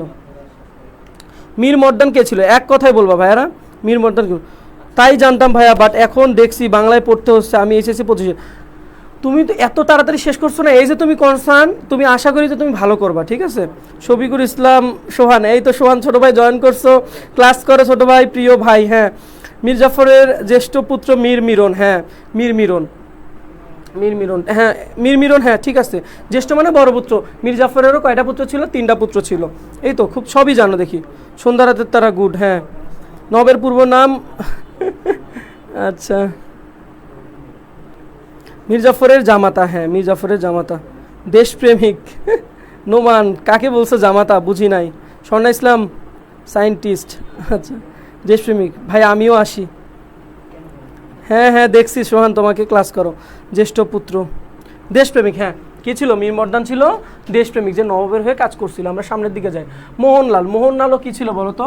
মোহনলালও ছিল একজন দেশপ্রেমিক সৈন্য। মীর মর্দানের মৃত্যুর পর পলাশির প্রান্তরে মোহনলাল সাফরে যে সৈন্য ছিল, ফরাসি সৈন্য, যিনি আসলে নবাবের একজন সেনাপতির ছিল, অন্যতম প্রধান সেনাপতি। তো মোহনলালও কিন্তু প্রাণপণে কিন্তু কী করেছিলেন? যুদ্ধ করেছিলেন। এই একটু আগে বললাম মীর মর্দানের মৃত্যুর পরে মোহনলাল সাফরেকে নিয়ে কী করেছিলেন? এই পলাশির প্রান্তরে যুদ্ধ করেছিলেন, এবং তারাও কিন্তু মৃত্যুবরণ করছে, আমরা জানি অত্যন্ত।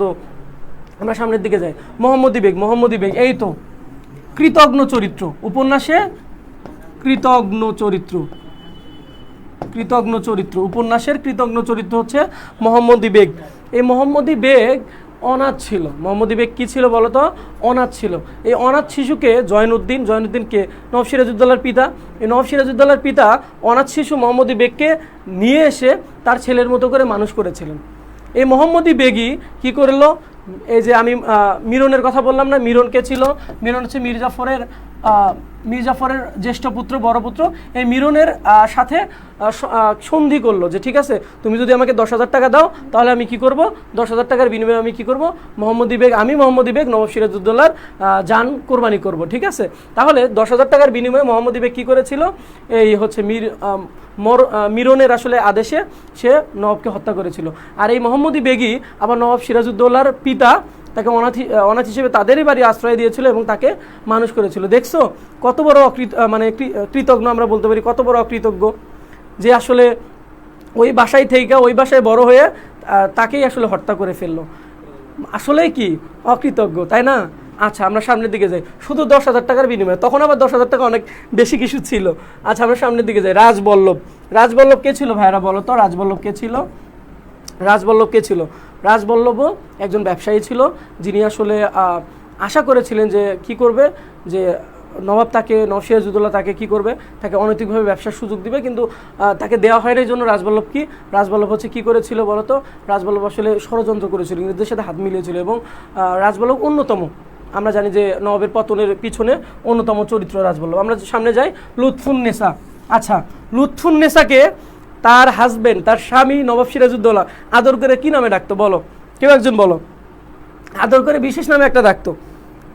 ধরো কারো একজন ওয়াইফের নাম তামান্না, সে তার ওয়াইফকে কি অত বড় নামে ডাকবে না, তো এখন ছোট করে ডাকবে কি, তামু বইলা ডাকবে, যে তামু আসো এইদিকে, এরকম, তাই না? আচ্ছা, তোমরা বলো যে আসলে নবাব সিরাজউদ্দৌলা আদর কইরা তার ওয়াইফকে কি বলে ডাকতো বলো? খুব সুন্দর একটা ছোট্ট নাম, লুৎফা। এই তো স্বর্ণা, ঠিক আছে, লুৎফা। হ্যাঁ, লুৎফা। লুফা বলছো, নাদিয়া লুফা বলছো, লুফা না লুৎফা। হ্যাঁ, লুৎফা, বড় নাম লুৎফুন্নেসা। লুৎফুন্নেসা না বইলা কি বলতো? লুৎফা বইলা ডাকতো, আদরের নাম আর কি। আচ্ছা, সাপ কলা খায় না। হ্যাঁ, সাপ কলা খায় না, ঠিক আছে, সাপের কানও নাই। আচ্ছা, হ্যাঁ, ঠিক আছে। এ নাটক জিমসকা পড়ছি তখন আমি, হায় এমডি মাইদুল, কি বলছো ভাইয়া? বুঝি নাই, একটু বুঝাই বলো। হ্যাঁ, লুৎফা, ঠিক আছে। ফারহান জাহিন, ঠিক আছে, তোমার ঠিক আছে। তাহলে কি নাম বলো তো? এই লুৎফুন্নেসার ডাকনাম ছিল হচ্ছে লুৎফা। হ্যাঁ, লুৎফা বলে তাকে কি বলা হয়তো, ডাকা হয়তো। এটা আদরের নাম। অনেকের বড় নাম থাকলে ছোট নামে তাকে ডাকা হয় আদর করে। আচ্ছা, এই লুৎফা, যিনি ছিল মির্জা ইরিস খাঁর কন্যা, বলো তো কি ছিল? মির্জা ইরিস খানের কন্যা ছিল হচ্ছে লুৎফা। নবাব সিরাজউদ্দৌলার সাথে তার বিয়ে হয়েছিল 1746 সালে। কত সালে বলো তো ভাইয়ারা? 1746 সালে নবাব সিরাজউদ্দৌলার সাথে ধুমধামের সাথে তার সাথে বিয়ে দেওয়া হয়েছিল। এবং তার, যদিও সে নবাবের কি ওয়াইফ, তারও একটা বিশেষ একটা ক্ষমতা কিংবা খুবই ফুলসজ্জার মতো জীবন থাকার কথা ছিল, কিন্তু আদৌ ছিল না। সে অনেক কষ্ট করছে, এবং তার পরিণতিটা কী হয়েছিল আমরা জানি, যে নবাব তাকে নিয়ে পালিয়ে যাচ্ছিলেন, কিন্তু পালিয়ে যাওয়ার পথিমধ্যে মীর দাউদ, আমরা জানি যে মীর জাফরের ভাই মীর দাউদ, মীর মিরনের আসলে নির্দেশে তাকে কি করে নবাবকে সহ তার ওয়াইফকে সহ আটক করে নিয়ে আসে, এবং এই লুৎফুন্নেসাকে পাঠিয়েছিল ঢাকায়, আর নবাবকে হচ্ছে অন্যদিকে। এবং আমরা জানি যে লুৎফুন্নেসা যখন আসলে নবাব সিরাজউদ্দৌলাকে হত্যা করা হয়, লুৎফুন্নেসা কী করেছিলেন, যে খোশবাগের যে কবরস্থান, সে খোশবাগের কবরস্থানের পাশে দ্বীপ জ্বালিয়েছে, স্বামীর কবরের পাশে থাকতো। এটা আমরা জানি যে মৃত্যুর পূর্ব পর্যন্ত সে এটাই করছে। এবং 1770 সালে আমরা জানি যে 1770 সালে লুৎফুন্নেসা কী করছে, মৃত্যুবরণ করছে। এবং মৃত্যুবরণ করার আগ পর্যন্ত কী করেছিল বলতো? স্বামীর যে খোশবাগের যে কবরস্থান, সেখানে সে দ্বীপ জ্বালিয়ে বা প্রদীপ জ্বালিয়ে থাকতো, এটা জানি। এবং এই লুৎফুন্নেসার সৌন্দর্যে মুগ্ধ হয়ে মীর মিরন তাকে বিয়ের প্রস্তাব দিয়েছিল। মীর মিরনকে একটু আগে বলছি মীর জাফরের প্রথম পুত্র বা জ্যেষ্ঠ পুত্র। ওকে, আচ্ছা, মোটামুটি লুৎফুন্নেসা সম্পর্কে তোমরা জেনেই ফেলছো। এবং এই লুৎফুন্নেসার কয়েকটা উক্তি খুবই গুরুত্বপূর্ণ, যেমন এখানে আছে দেয়াল, কোথায় দেয়াল জাহাবানা, মানে সে হাজব্যান্ডকে বলতেছে দেয়াল, কোথায় দেয়াল জাহাবানা। দেয়াল বলতে আবার অনেক কিছু বোঝাইছে, যেগুলো আমরা একটু পরে কি করব, পড়বো। তোমরা লুৎফুন্নেসা সম্পর্কে আশা করি অনেকটুকু জানতে পারছো। আমরা সামনের দিকে যাই। রায়দুল্লভ, বলো তো রায়দুল্লভকে? তোমরা একটু বলো, এক কথায় বলো। রায়দুল্লভকে বলো। লুৎফাকে কি পছন্দ করতো? সাখাওয়াত হোসাইন খোকন। আচ্ছা, আমি নবাবকে সাহায্য করেনি বেটা। হ্যাঁ, মিরন বেটা, হ্যাঁ, ঠিক আছে। 1746, এই তো তোমরা পারো সব, এই তো তোমরা পারো। হ্যাঁ, আমার এক বন্ধু আমার ক্লাসে জয়েন করছে, নোমান, ও হচ্ছে নেভিতে আছে, অনেক সুন্দর। হ্যাঁ, এই তো তোমরা অ্যান্সার করতেছো, করো, অ্যান্সার করো। তোমাদের কাছ থেকে আমি অ্যান্সারটা চাইছি যে রায়দুল্লভকে একটু অ্যান্সারটা করো ভাইয়ারা তাড়াতাড়ি। তোমাদের কাছ থেকেও আমি অ্যান্সার চাচ্ছি। আমি আশা করি যে ক্লাসটা পার্টিসিপেটমূলক হোক, একটু অংশগ্রহণমূলক হোক। হ্যাঁ, আচ্ছা, বলো, একটু বলো, তাড়াতাড়ি বলো। হ্যাঁ, জানকিরামের ছেলে যে আসলে কি ছিল বলো তো? হ্যাঁ, উড়িষ্যার দেওয়ান। হ্যাঁ, এই তো পারো, এই তো পারো, সব কিছু পারো, তোমরা পারো। এই তো জানকিরামের ছেলে, এই তো তোমরা পারো। আচ্ছা, আমরা সামনের দিকে যাই। আচ্ছা, এখন আমরা উক্তিগুলো শেষ করে ফেলছি ভাইয়ারা। উক্তি বলতে কি, আমরা চরিত্রগুলো শেষ করে ফেলছি। এখন আমরা কিছু গুরুত্বপূর্ণ উক্তি দেখবো, নাটকের সব থেকে গুরুত্বপূর্ণ উক্তিগুলো আমরা দেখে ফেলবো। আশা করি চরিত্রগুলোর মধ্যে তোমরা যেভাবে পড়ছো, আমি উপন্যাসের মতো করেই পড়ালাম নাটক, যদিও কারণ এটা মঞ্চ নাটক। তোমরা যদি লাইন বাই লাইন পড়ো অনেকে বিরক্ত হয়ে যাও, অনেকে বোর ফিল করো, ভাই কিছু বুঝি না, কিছু বুঝতেছি না, কীভাবে কি। আমরা জানি যে নাটকে কয়টা, নাটকে হচ্ছে দৃশ্য হচ্ছে 12টা, অঙ্ক হচ্ছে 4টা, এবং 3 নাম্বার যে অঙ্কটা সেখানে 4টা দৃশ্য আছে। সব থেকে বেশি দৃশ্য কোনটায় বলো তো? 3 নাম্বার হচ্ছে অঙ্কে। এগুলো খুবই বেসিক আলোচনা, এগুলো আমরা জানি। তারপর হচ্ছে তোমাদের সুবিধার্থে বললাম, তো এগুলো হচ্ছে অঙ্ক, দৃশ্য, এগুলো আলাদা আলাদা প্রেক্ষাপট। এগুলো পড়তে আমাদের অনেকটা বোরিং লাগে যে ভাই এটা তো মঞ্চ নাটক, এটা কীভাবে পড়বো আসলে রিডিং, অনেকে পড়তে বুঝে না। তো আজকের ক্লাসে আমি চরিত্রগুলো আলাদা আলাদা করে বললাম, উক্তিগুলো যদি তোমাদের বলি তাহলে মনে হবে যে তুমি এটা কোনো নাটক দেখো নাই, নাটক পড়ো নাই, মনে হবে যে তুমি কিছু দেখছো বা কিছু পড়ছো যেটা তোমাদের অলরেডি মনে হয়ে গেছে ক্লাসের মাধ্যমে। আশা করি তোমরা কিছু শিখছো আজকের ক্লাসে। আমরা এখন কি করব, গুরুত্বপূর্ণ কিছু উক্তি জানবো। তার আগে তোমাদের 1 মিনিট হচ্ছে আমি সময় নিয়ে নিলাম, আমি একটু পানি খাবো। তোমরা কি করবা, বন্ধুদের মেনশন করে দাও, বন্ধুদের মেনশন করে দাও, এবং নিজেদের টাইমলাইনে ভিডিওটা শেয়ার করে দাও। আরও ক্লাসে সবাই আসুক, ক্লাস আরও গুরুত্বপূর্ণ হতে যাচ্ছে।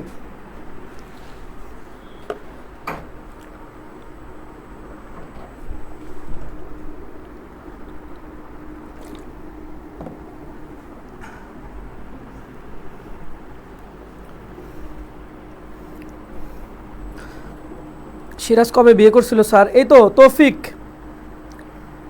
তৌফিক, সিরাজ বিয়ে করছিল হচ্ছে 1946-এ। তখন বয়সটা ছিল খুবই কম। ওই বয়সে বিয়ে আমরা যদি করি, আমাদের কেউ বিয়ে দিবে? 4 অঙ্ক 12 দৃশ্য, এই তো খুব সুন্দর। তৃতীয় অঙ্কের সব থেকে বেশি দৃশ্য ছিল 4টা। তোমরা পারো সব কিছু। তৌফিক, দুষ্টামি করতেছো বাচ্চা। সিরাজ কবে বিয়ে করছিল স্যার? 1746-ও, খুবই অল্প বয়সে বিয়ে করছিল। কিন্তু তুমি করতে পারবে না, তোমাকে স্টাবলিশ হইতে হবে, তোমাকে ভালো কিছু করতে হবে, বিসিএস ক্যাডার হইতে হবে। আচ্ছা, আমি না তুমি বিয়ে করো, তোমরা বুড়ে বলতাছি। আচ্ছা আচ্ছা, সবাই বন্ধুদের মেনশন করে দাও, আমাদের ক্লাসে সবাই জয়েন করুক। হ্যাঁ, তোমরা নিজেদের টাইমলাইনে শেয়ার করে দাও, নিজেদের টাইমলাইনে শেয়ার করে দাও।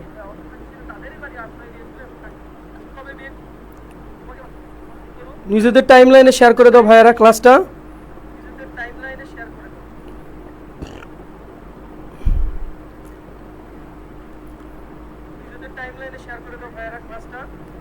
আচ্ছা, আমরা সামনের দিকে যাই। আচ্ছা, গুরুত্বপূর্ণ কিছু উক্তি আমরা শিখতে যাচ্ছি। যে আমরা বলি যে আমার নালিশ আজ আমার নিজের বিরুদ্ধে। এই উক্তিটা কার বলো তো? এই উক্তিটা হচ্ছে নবাব সিরাজউদ্দৌলার। ফরাসিরা, ডাকাত আর ইংরেজরা অতিশয় সজ্জন ব্যক্তি। কেমন? এই উক্তিটা কার? সিরাজউদ্দৌলার। আচ্ছা, কোম্পানির ঘুষখোর ডাক্তার রাতারাতি সেনাধ্যক্ষ হয়ে বসেছে। এটাও কার? এটাও হবে সিরাজ। এটা কি হবে ভাইয়েরা? এটাও হবে হচ্ছে সিরাজ। আচ্ছা, কোম্পানির ঘুষখোর ডাক্তার রাতারাতি সেনাধ্যক্ষ হয়ে বসেছে। বলো তো এই ঘুষখোর ডাক্তার কে? এই ঘুষখোর ডাক্তার কে? একটু আগে পড়াইছি তোমাদের। এই ঘুষখোর ডাক্তার হচ্ছে, বলো তো কে? তোমরা বলো, আমি লিখবো না, তোমরা বলো। ঘুষখোর ডাক্তার কে? বলো, ঘুষখোর ডাক্তার কে? কার কথা বলা হচ্ছে এখানে? হ্যাঁ, হলওয়েল। এই তো নাদিয়া ইসলাম, খুবই সুন্দর, খুবই সুন্দর। আচ্ছা, হলওয়েল। আচ্ছা, ঘুষখোর ডাক্তার হচ্ছে কি? হলওয়েল। আচ্ছা, পরের উক্তিতে আমরা যাই যে তোমরা ভেবেছো তোমাদের অপকৃতির কোনো খবর আমি রাখি না। আচ্ছা, এটা হচ্ছে কার কথা বলো তো? সিরাজ। সিরাজ কিন্তু জানতো, একটা কথা মনে রাখবা, সিরাজ কিন্তু জানতো যে তার বিরুদ্ধে যে ষড়যন্ত্রগুলো হচ্ছে, তার বিরুদ্ধে যে সবাই ষড়যন্ত্র করছে, এটা কিন্তু সিরাজ জানতো। তারপরও সে কিছু করতে পারতো না। কেন সে কিছু করতো না?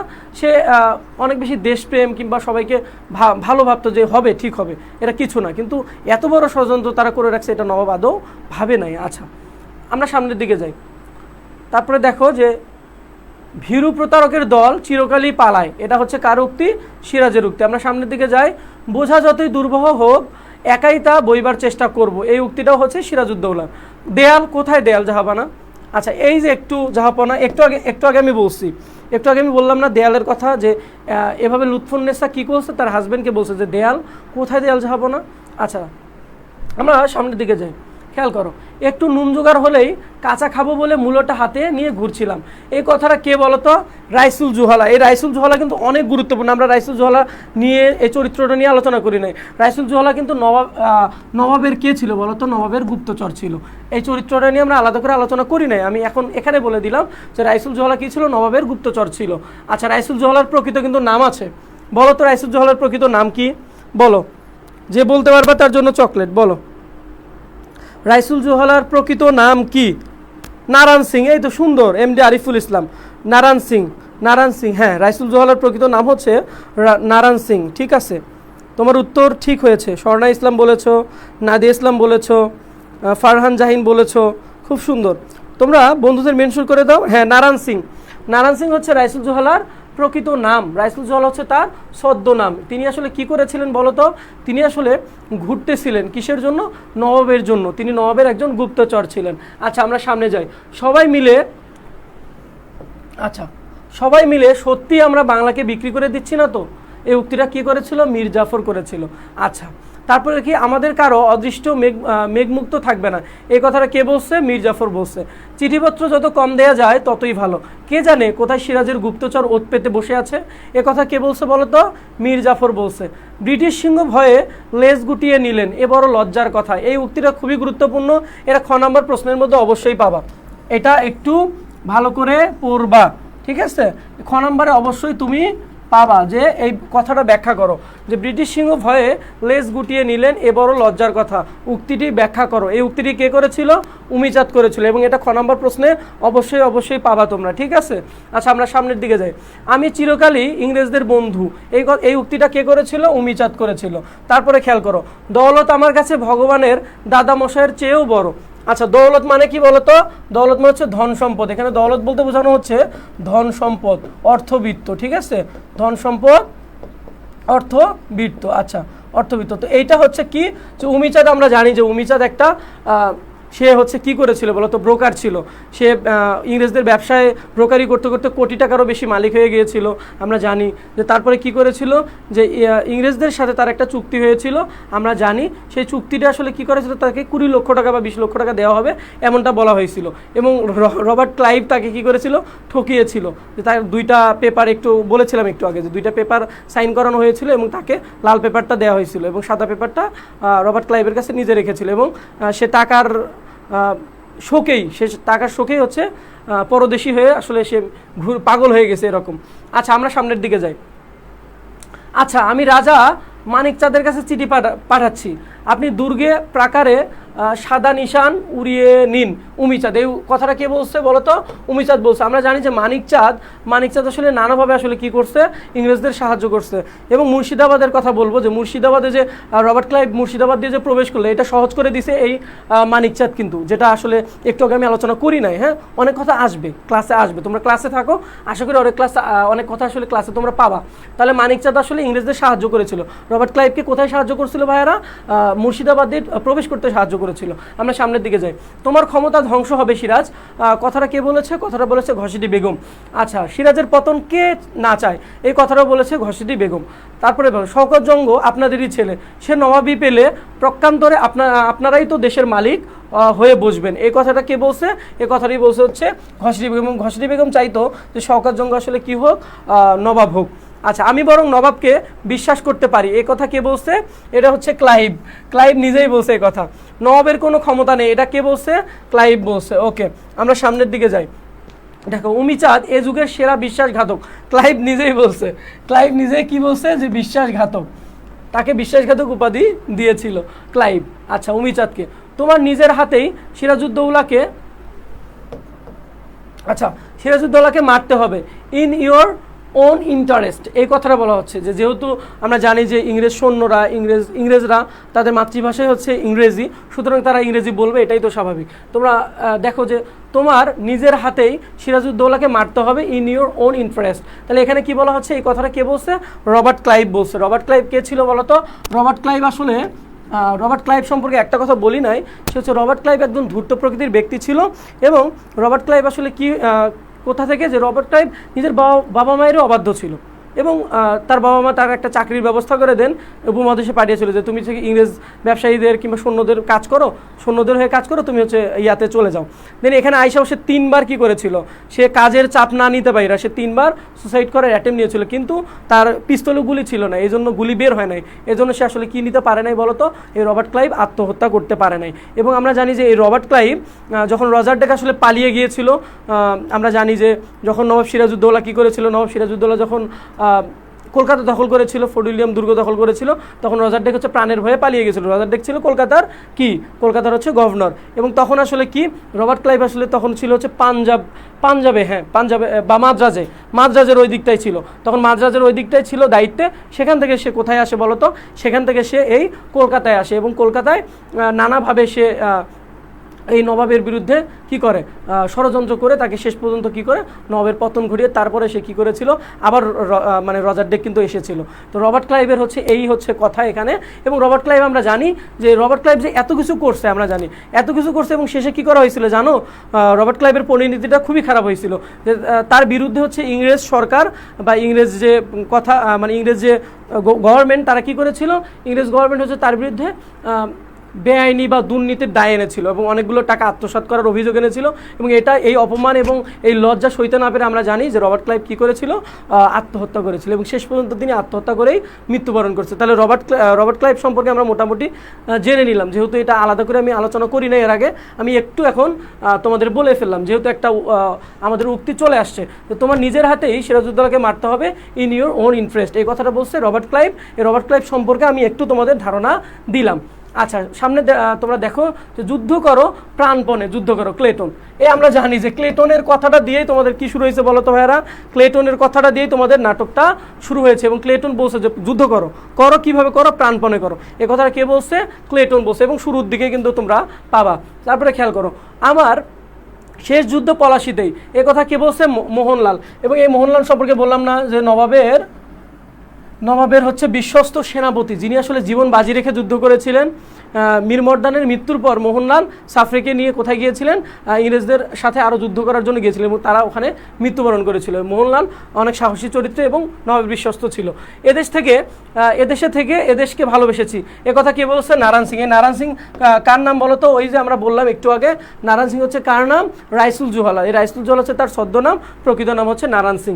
তারপরে দেখো, আপনাকে আমরা মায়ের মতো ভালোবাসি, এই কথা বলছে হচ্ছে ঘসরি বেগমকে।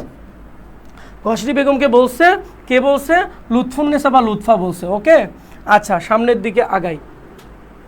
খেয়াল করো, নাটকের সারসংক্ষেপ এতক্ষণ চরিত্র বললাম, তোমাদের চরিত্র বলার মাধ্যমেই নাটকের সারসংক্ষেপ হয়েছে। তারপরে তোমাদের সামনে আমি কিছু কথা বলি, তাহলে তোমরা বুঝতে পারবা। আমরা জানি যে বাংলা, বিহার, উড়িষ্যার যে নবাব ছিলেন, নবাব আলীবর্দী খাঁ ছিলেন।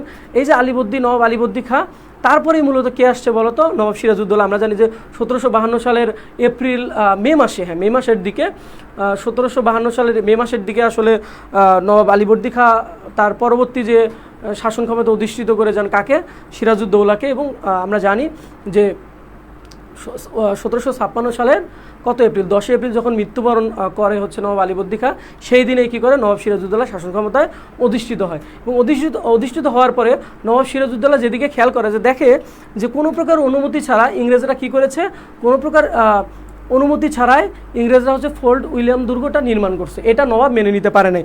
তারপরে যে ঠিকমতো তারা কি দিত না, খাজনা দিত না। এবং এর ফলে কি হয়েছে, সরকার একটা ক্ষতির সম্মুখে পড়তেছে, নবাব একটা ক্ষতির সম্মুখে পড়তেছে। এই যে কর না দেয়া, তাদের যে বিশেষ একটা সুবিধা দেওয়া হয়েছিল বাণিজ্য করার জন্য, তারা সেটাও ভালোভাবে মানতেছিল না। তো এখানে একটা ব্যাপার ছিল। এবং আরেকটা ব্যাপার ছিল যে জানি যে রাজবল্লভের কথা বলছিলাম আমরা, রাজবল্লভের হচ্ছে পুত্র ছিল যে কৃষ্ণ দাস।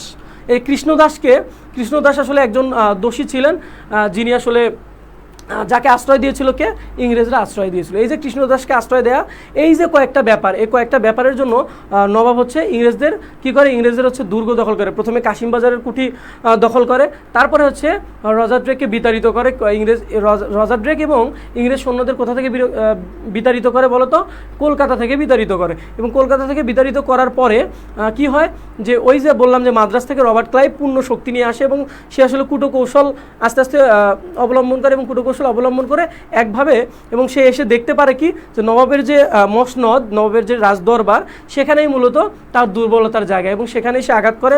সে তার ঘসড়ি বেগম, তার খালার সাথে, তারপরে তার হচ্ছে যে রাজদরবারের যে বড় বড় ব্যক্তিরা, তাদের সাথে কি করে আঁতাত করে, এবং আঁতাত করে তারা কি করে, তারা একটা চুক্তি করে, এবং এই চুক্তির ফলে তারা কি করে, নবাব সিরাজউদ্দৌলাকে আমরা জানি যে নবাব সিরাজউদ্দৌলার পতনটা ঘটায়।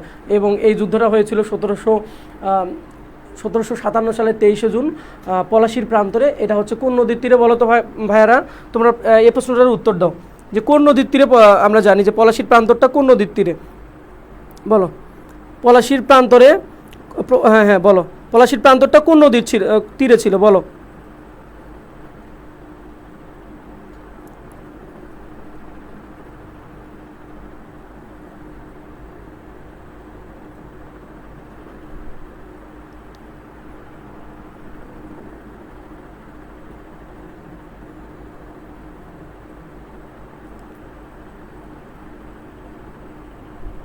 আচ্ছা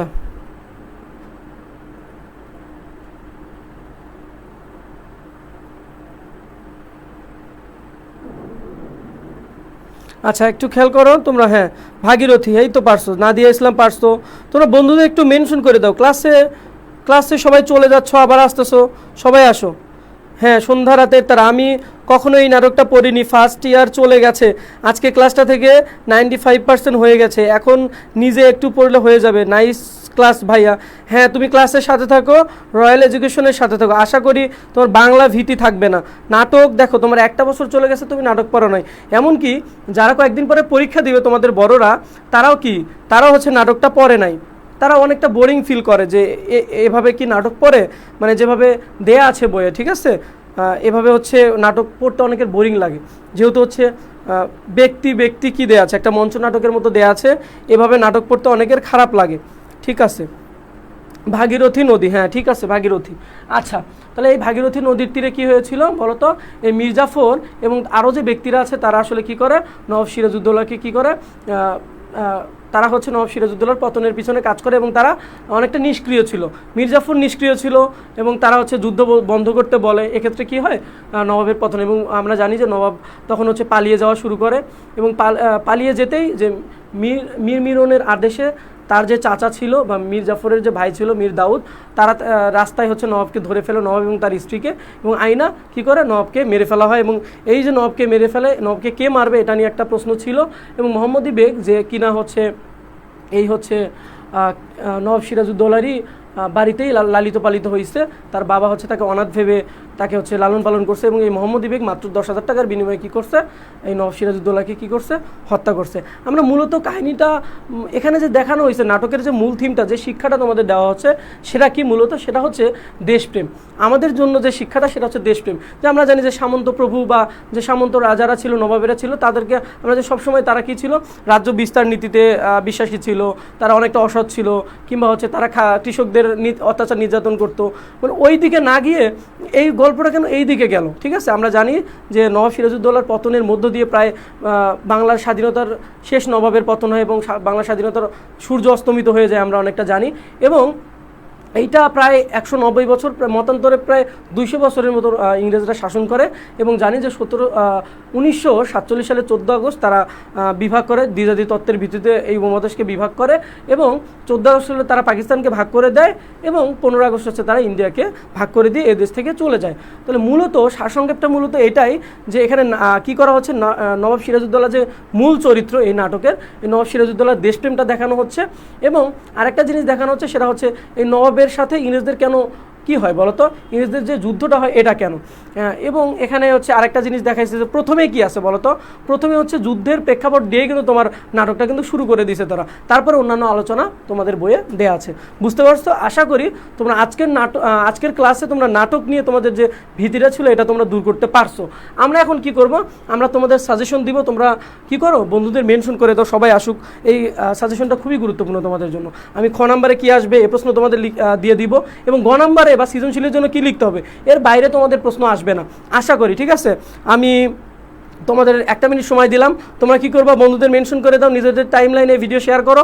তোমাদের জন্য পরে স্লাইডে থাকবে আমার সুপার সাজেশন, যেটা খ নাম্বারের জন্য থাকবে, এবং সৃজনশীলের জন্য কি কমন আসবে এইটাই পড়লে তোমার আর কিচ্ছু পড়তে হবে না ভাইয়া। এতক্ষণ যে আলোচনা করলাম যদি স্লাইডে দেখো, এখন সাজেশনটা নাও, তোমার আর কিচ্ছু লাগবে না, আমি কথা দিচ্ছি, ঠিক আছে? তোমরা দেখো।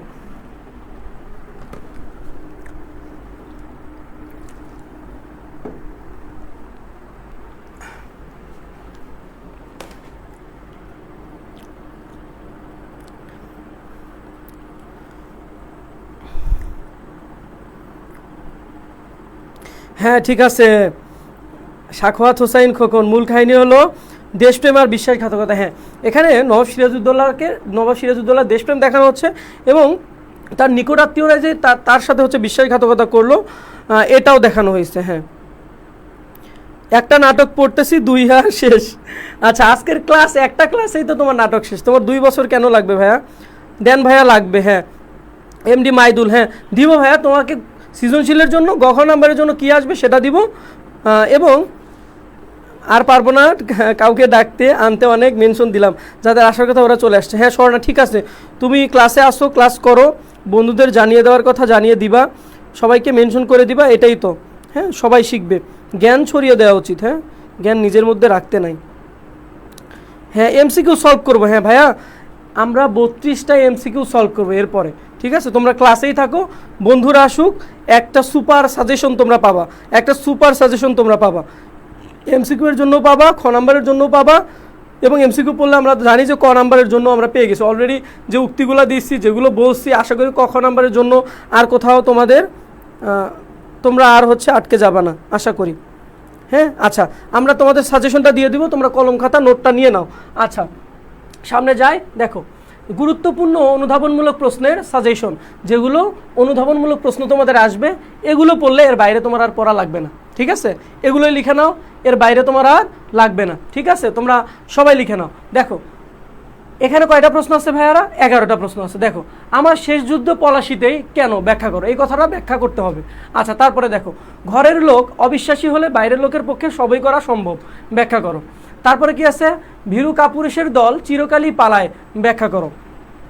ভিক্টোরি অর ডেথ, এই কথাটা অবশ্যই কি করবা, এই কথাটা অবশ্যই তোমরা আগেই ব্যাখ্যা করে পড়ো, ভিক্টোরি অর ডেথ। আচ্ছা, অফ ডেথ এবং অর ডেথ। আচ্ছা, এই যে উক্তিটা হচ্ছে অবশ্যই বিস্তারিত পড়ে নিবা। তারপরে খেয়াল করো, ব্রিটিশ সিংহ ভয়ে লেজ গুটিয়ে নিলেন, এবারও লজ্জার কথা, এটা উমিচাঁদ বলছিল না, এটাও ব্যাখ্যা করো। এটাও হচ্ছে তোমাদের গুরুত্বপূর্ণ প্রশ্ন। হ্যাঁ, গুরুত্বপূর্ণ প্রশ্ন।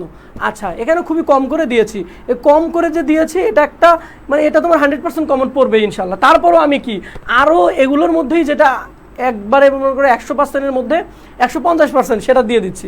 দেখো, ফরাসিরা ডাকাত আর ইংরেজরা অতিশয় সজ্জন ব্যক্তি কেমন, ব্যাখ্যা করো। তারপরে শওকতজঙ্গ নবাব হলে সকলের উদ্দেশ্যে হাসিল হবে কেন। আমার নালিশ আজ আমার নিজের বিরুদ্ধে, এই উক্তির তাৎপর্য কি, এটা হচ্ছে নবাব সিরাজউদ্দৌলা করছে। এই প্রশ্নটাও ভালো করে পড়বা।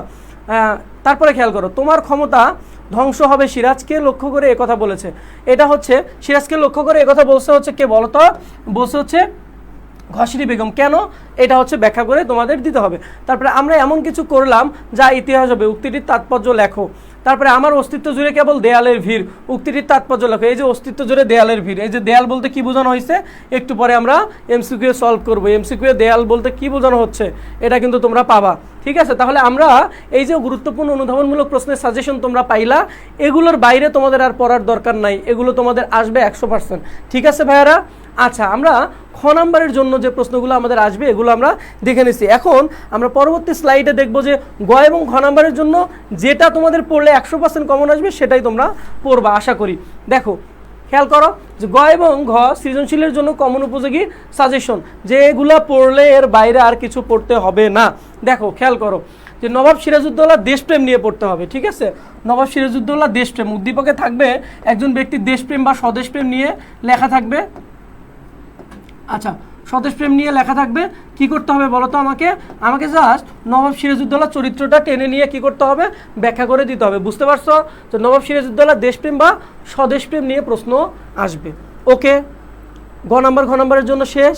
উদ্দীপক আসবে, মিলায় দিয়ে লিখতে পারবা না? আশা করি পারবা। খেয়াল করো, সিরাজউদ্দৌলার বিশ্বস্ত সেনাপতিদের দেশপ্রেম ও আত্মত্যাগ। এই যে কথাটা বললাম না, বিশ্বস্ত সেনাপতি মীর মর্দান, মোহনলাল, মীর মর্দান, তারপরে কি বলতো, মোহনলাল, তারপরে কি সাফরের কথা বলছিলাম না?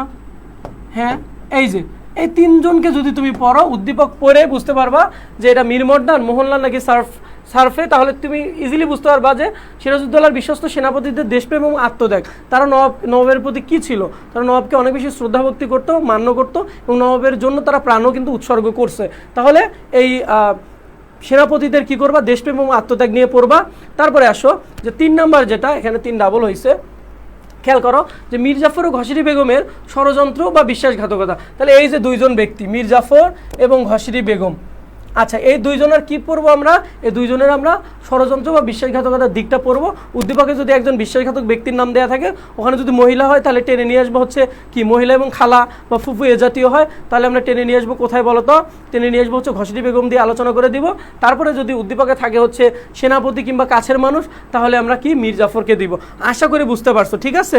আশা করি গহ নাম্বার নিয়েও আর তোমার সমস্যা হবে না। তারপরে আরেকটা দেখো যে ইংরেজদের অত্যাচার এবং লুটতরাজের চিত্র, যে ইংরেজরা এই উপমহাদেশে কি ধরনের শাসনটা করতো, কিভাবে অত্যাচার তারা করতো কৃষকদের উপরে কিংবা অন্যান্য মানুষদের উপরে, যে কিভাবে তারা আসলে তাদের চিত্রটা কি, এই উপমহাদেশে তাদের শাসনামলের চিত্রটা কি, এই চিত্রটা নিয়ে একটা প্রশ্ন আসতে পারে। তাহলে এই যে তোমার গহ নাম্বারের জন্য যে সাজেশনটা, আশা করি এটা 100% কমন আসবে।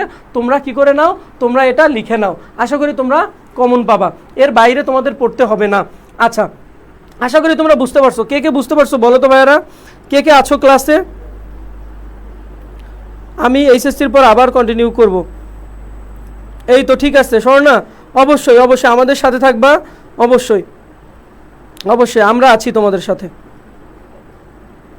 একটু এসএস নিতাম ভাইয়া, সাখাওয়াত হোসেন খোকন, হ্যাঁ ভাইয়া অবশ্যই আমি সরে যাব, তাহলে আমি সরে যাই, এসএস নেওয়া যাবে এখন, আমি সরে যাই।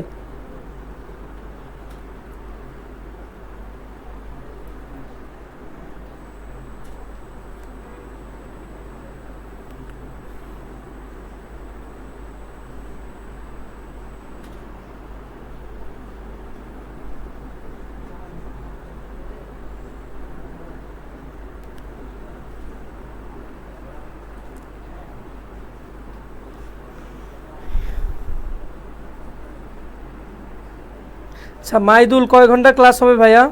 ক্লাস এমসিকিউগুলো সলভ করেই তোমাদের ছেড়ে দিব। হ্যাঁ, যতক্ষণ পর্যন্ত এমসিকিউ সলভ হয়নি শেষ, ততক্ষণ পর্যন্ত আসছি ইনশাল্লাহ। নিজের সবটা দিয়ে চেষ্টা করবো, আর বাকিটা আল্লাহ ভরসা। হ্যাঁ অবশ্যই ইনশাল্লাহ। এখান থেকে কোনো মতে একটা উত্তর করতে পারলে, একটা কেন, যদি 2টা আসে 2টাই পারবা, 2টা আসলে 2টাই পারবা ইনশাল্লাহ। ডান ভাইয়া, আচ্ছা জি স্যার, বুঝতে পারছি। হ্যাঁ, আশা করি তোমরা এটার স্ক্রিনশটও নিয়ে ফেলছো, আমি তোমাদের সুযোগ দিছি একটু।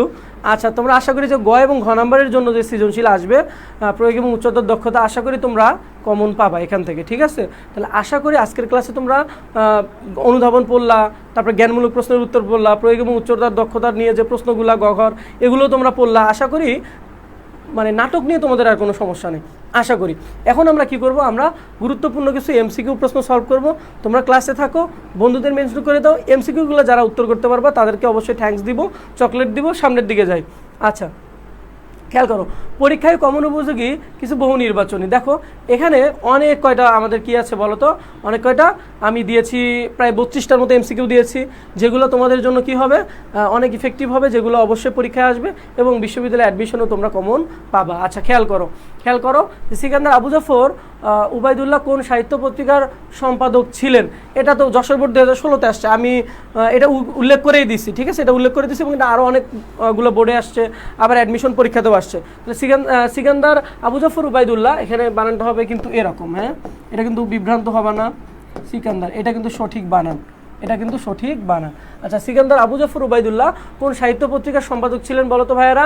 বলো, একটু সবাই অ্যান্সার করো, 1 নম্বরের অ্যান্সার সবাই করো, 1-এর গ। এই তো খুব সুন্দর,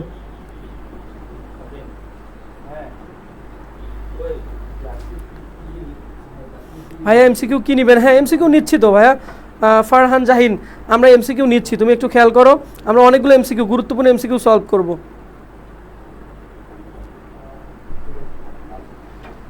হ্যাঁ একেসি, হ্যাঁ ঠিক আছে স্বর্ণা। আরিফুল ইসলাম, শাকাত হোসেন খোকন, ভাইয়া ভাইয়া ঠিক আছে। রাকিব বিল্লা গ, হ্যাঁ ঠিক আছে। সন্ধ্যা রাতের তারা, ঠিক আছে।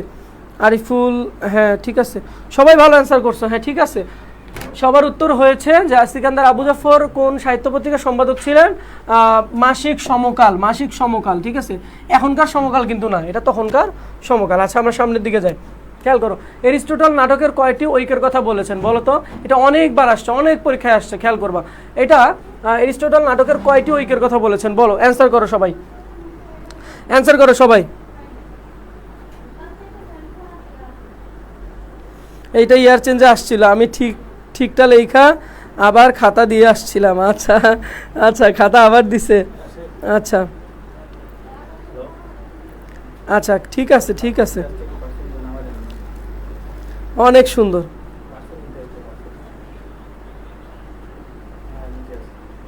আচ্ছা আচ্ছা ঠিক আছে। আচ্ছা এটা অ্যান্সার করে ফেলো সবাই, অ্যান্সার করে ফেলো। আমি বললাম যে এরিস্টটল নাটকের কয়টি ঐক্যের কথা বলেছেন। আমাদের এমসিকিউ আরও অনেক আছে, আমরা অনেকগুলো এমসিকিউ সলভ করব। বন্ধুরা সবাই আসুক। 2 স্বর্ণা ইসলাম, অনেক ফাস্ট ভাইয়া তুমি, সবাই অ্যান্সার করো, সবাই অ্যান্সার করো। আরিফুল ইসলাম 2 ক, হ্যাঁ ঠিক আছে, ঠিক আছে, অ্যান্সার ঠিক আছে, অ্যান্সার ঠিক আছে। 2 ডি।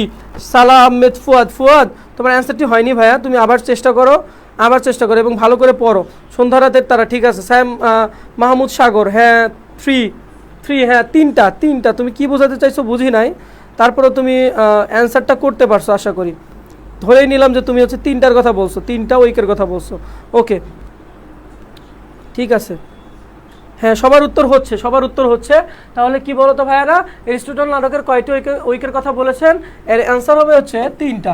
আমরা সামনের দিকে যাই, খেয়াল করো যে সিরাজউদ্দৌলা নাটকের সিরাজউদ্দৌলার উপস্থিতি আছে কয়টি দৃশ্যে, বলতে পারবা? কে বলতে পারবা বলো তো? এটা হচ্ছে চট্টগ্রাম বোর্ড 2022 এবং এছাড়াও কয়েকটা বোর্ডে তো আসছেই, ঠিক আছে। খেয়াল করো, খেয়াল করো, এইটার অ্যান্সার চাচ্ছি তোমাদের কাছ থেকে, এইটার অ্যান্সার চাচ্ছি, বলো। নোমান 3টি, হ্যাঁ আগেরটার অ্যান্সার করতেছো ভাইয়া, হয়েছে তোমারটা। তুমি 3 নম্বর প্রশ্নের উত্তর করো নোমান, 3 নম্বর প্রশ্নের উত্তর করো। সিরাজউদ্দৌলা নাটকের সিরাজউদ্দৌলার উপস্থিতি আছে কয়টি দৃশ্যে? এটা চট্টগ্রাম বোর্ড 2022 আসছে, সুতরাং এইটা কত সাল? 24 সাল, তার মানে কমন আসতে পারে, ঠিক আছে। কমন আসতে পারে না, কমন আসবেই, ঠিক আছে। বি। স্বর্ণা ইসলাম বি, বি বি, অনেকগুলো বি বলছো, হ্যাঁ স্বর্ণা একদম একদম, স্বর্ণার উত্তর ঠিক আছে। মাইদুল ঠিক আছে, সবাই অ্যান্সার করো, সবাই অ্যান্সার করো, সবাই অ্যান্সার করো, সবাই অ্যান্সার করো। আশা করি তোমরা সবাই, আশা করি তোমরা সবাই পারবা। হ্যাঁ আয়ুব, এমডি আয়ুব, কত সুন্দর নাম আয়ুব, হ্যাঁ ঠিক আছে আয়ুব, হ্যাঁ তোমার অ্যান্সার ঠিক আছে। ফারহান জাহিন, তোমার অ্যান্সার ঠিক আছে। এমএসটি রেহেনা পারভিন, রেহেনা পারভিন, হ্যাঁ রেহেনা পারভিন তোমার অ্যান্সারও ঠিক আছে। 8টি। সন্ধ্যা রাতের তারা, এই তো আপু তোমার নাম কি? তোমার নাম কি? সন্ধ্যা রাতের তারা, বলো তোমার নাম কি? আচ্ছা এই তো সবাই পারছো, এই তো সবাই পারছো। তাহলে কি হবে বলো তো ভাইয়া? এটার অ্যান্সার হবে যে 8টি, ঠিক আছে। যে সিরাজউদ্দৌলা নাটকের সিরাজউদ্দৌলার উপস্থিতি আছে কয়টি দৃশ্যে? 8টি দৃশ্যে। আর আমরা জানি যে নাটকের দৃশ্য হচ্ছে কয়টা বলো তো ভাইয়ারা? নাটকের দৃশ্য হচ্ছে 12টা, অঙ্ক আছে হচ্ছে 4টা, এবং 3 নম্বর অঙ্কের মধ্যে সব থেকে দৃশ্য বেশি 4টা, বাদ বাকিগুলো কত করে বলো? আচ্ছা আচ্ছা, আর আমরা না বলি, 2টার মধ্যে আছে। আচ্ছা আমরা সামনের দিকে যাই।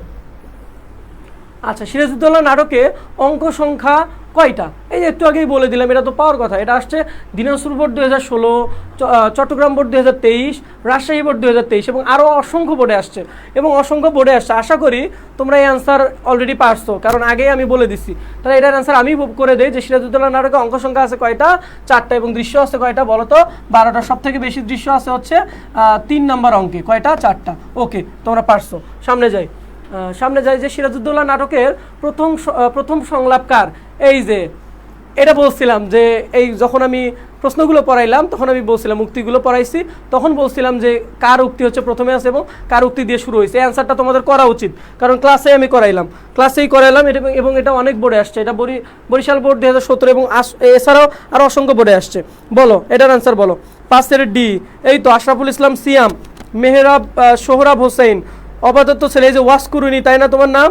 ওয়াসকুরুনি, চলে আসছো, ক্লাসে আসতে লেট হয়েছে ভাইয়া তোমার। আমার নাম নাদিরা মিম, হ্যাঁ এই তো ঠিক আছে। মিম, ঠিক আছে, সন্ধ্যা রাতের তারা, তোমার নাম মিম। আচ্ছা ভাইয়া, এই তো বলছো স্বর্ণা, বলছো তো তোমার উত্তর সবার আগে আমি পাই, তোমার নেট অনেক ফাস্ট। ঠিক আছে, বলার আগে উত্তর করে ফেলো। স্বর্ণা ইসলাম, ঠিক আছে ভাইয়া। রেহেনা পারবিন, হ্যাঁ ঠিক আছে, ক্লেটনের উক্তি, ঠিক আছে, এটা হবে ক্লেটনের। যে সিরাজউদ্দৌলা নাটকের প্রথম সংলাপ কার বলো তো? ক্লেটনের। আচ্ছা আমরা সামনের দিকে যাই।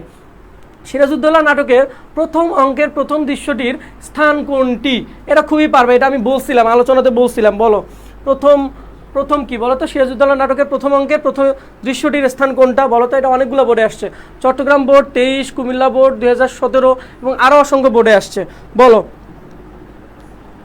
বলো, সবাই অ্যান্সার করো, সবাই অ্যান্সার করে ফেলো, আশা করি তোমরা পারবা, আশা করি তোমরা পারবা। অ্যান্সার করো 6 বি। বলো বলো বলো, অ্যান্সার করো। ওয়াসকুরিনি, ঠিক আছে।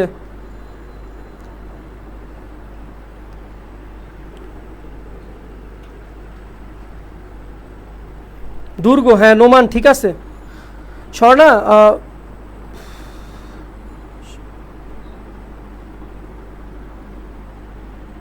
হ্যাঁ হ্যাঁ, এটার অ্যান্সার হবে ফোর্ট উইলিয়াম দুর্গ। হ্যাঁ ভুল করে ফেলছো, সামনে, সমস্যা নাই সমস্যা নাই, আমরা সামনের দিকে যাব। দেখো ক্লেটন কাদেরকে প্রাণপণে যুদ্ধ করতে বলেছেন বলো তো? কাদেরকে? হলওয়েলকে বলছে, ফরাসি যোদ্ধাদের বলছে, ব্রিটিশ সৈনিকদের বলছে, না নবাবের সৈন্যদের বলছে? বলো বলো, যে ক্লেটন কাদেরকে প্রাণপণে যুদ্ধ করতে বলেছেন? দিনাজপুর বোর্ড 2022 আসছে, ঠিক আছে, বলো। সমস্যা নাই স্বর্ণা, সমস্যা নাই স্বর্ণা, পারবা, আশা করি পারবা। একটা ভুল হইলে কিছুই না, আপসেট হওয়ার কিছুই নাই। 7 গ ব্রিটিশ সৈনিকদের, হ্যাঁ মাইদুল অনেক ফাস্ট হয়েছে, মাইদুল হয়েছে তোমার। স্বর্ণা, হ্যাঁ এই তো স্বর্ণা পারছো, ব্রিটিশ সৈনিকদের, হ্যাঁ ব্রিটিশ সৈনিকদের বলছো, ওয়াসকুরনি বলছো। সবাই বন্ধুদের মেনশন করে দাও, সবাই ক্লাসে আসুক, সবাই ক্লাসে আসুক, নিজেদের টাইম লাইনে শেয়ার করে দাও। আচ্ছা ক্লেটন কাদেরকে প্রাণপণে যুদ্ধ করতে বলেছেন বলো তো? এটা হচ্ছে ব্রিটিশ সৈনিকদের। ওকে আমরা সামনে যাই। দেখো খেয়াল করো, যে ভিক্টোরি অফ ডেথ সংলাপটি কার? বলো, এই যে ভিক্টোরি অফ ডেথ সংলাপটি কার বলো, এটার উত্তর করো সবাই। ভিক্টোরি অফ ডেথ সংলাপটি কার? শুভ্র রয় জয়েন করছে, শুভ্র রয়, হ্যাঁ ঠিক আছে, ঠিক আছে শুভ্র রয়, স্বাগত ক্লাসে, স্বাগত ক্লাসে। ভিক্টোরি অফ ডেথ সংলাপটি কার? অ্যান্সার করো সবাই, অ্যান্সার করো। 8 অ্যান্সার করো, 8 বি স্বর্ণা, অ্যান্সার করো সবাই, হ্যাঁ স্বর্ণা ঠিক আছে, সামনে অ্যান্সার করো। 8 খ মাইদুল, হ্যাঁ হ্যাঁ ওয়াসকুরানি অ্যান্সার করছো, ঠিক আছে। তারপর হচ্ছে মিম, হ্যাঁ মিম অ্যান্সার করছো। সাইম মাহমুদ সাগর অ্যান্সার করছো। ফারহান জাহিন অ্যান্সার করছো। আশরাফুল ইসলাম সিয়াম অ্যান্সার করছো, হ্যাঁ ঠিক আছে। রাকিব বিল্লা অ্যান্সার করছো। রিনা খান, এই তো সবার হচ্ছে, সবার হচ্ছে, সবার হচ্ছে। তারপরে রেহেনা পারভিন, এই তো হচ্ছে, এই তো আয়ুব, এমডি আয়ুব, আরিফুল ইসলাম, এই তো সবাই অ্যান্সার করতেছো, সবাই অ্যান্সার করতেছো, ঠিক আছে, সবার হচ্ছে, হ্যাঁ সবার হচ্ছে। এটা হচ্ছে কি হবে? ক্লেটন। আচ্ছা আমরা সামনের দিকে যাব, আমাদের অনেক এমসিকিউ আছে। যত বড় মুখ নয় তত বড় কথা। সিরাজউদ্দৌলা নাটকের সংলাপটি কার বলো তো? সংলাপটা কার? 9 নম্বর প্রশ্নের উত্তরটা দাও সবাই, সবাই 9 নম্বর প্রশ্নের উত্তরটা দাও। হ্যাঁ সবাই 9 নম্বর প্রশ্নের উত্তরটা দাও, খেয়াল করো সবাই, 9 নম্বর প্রশ্নের উত্তরটা খেয়াল করো। হ্যাঁ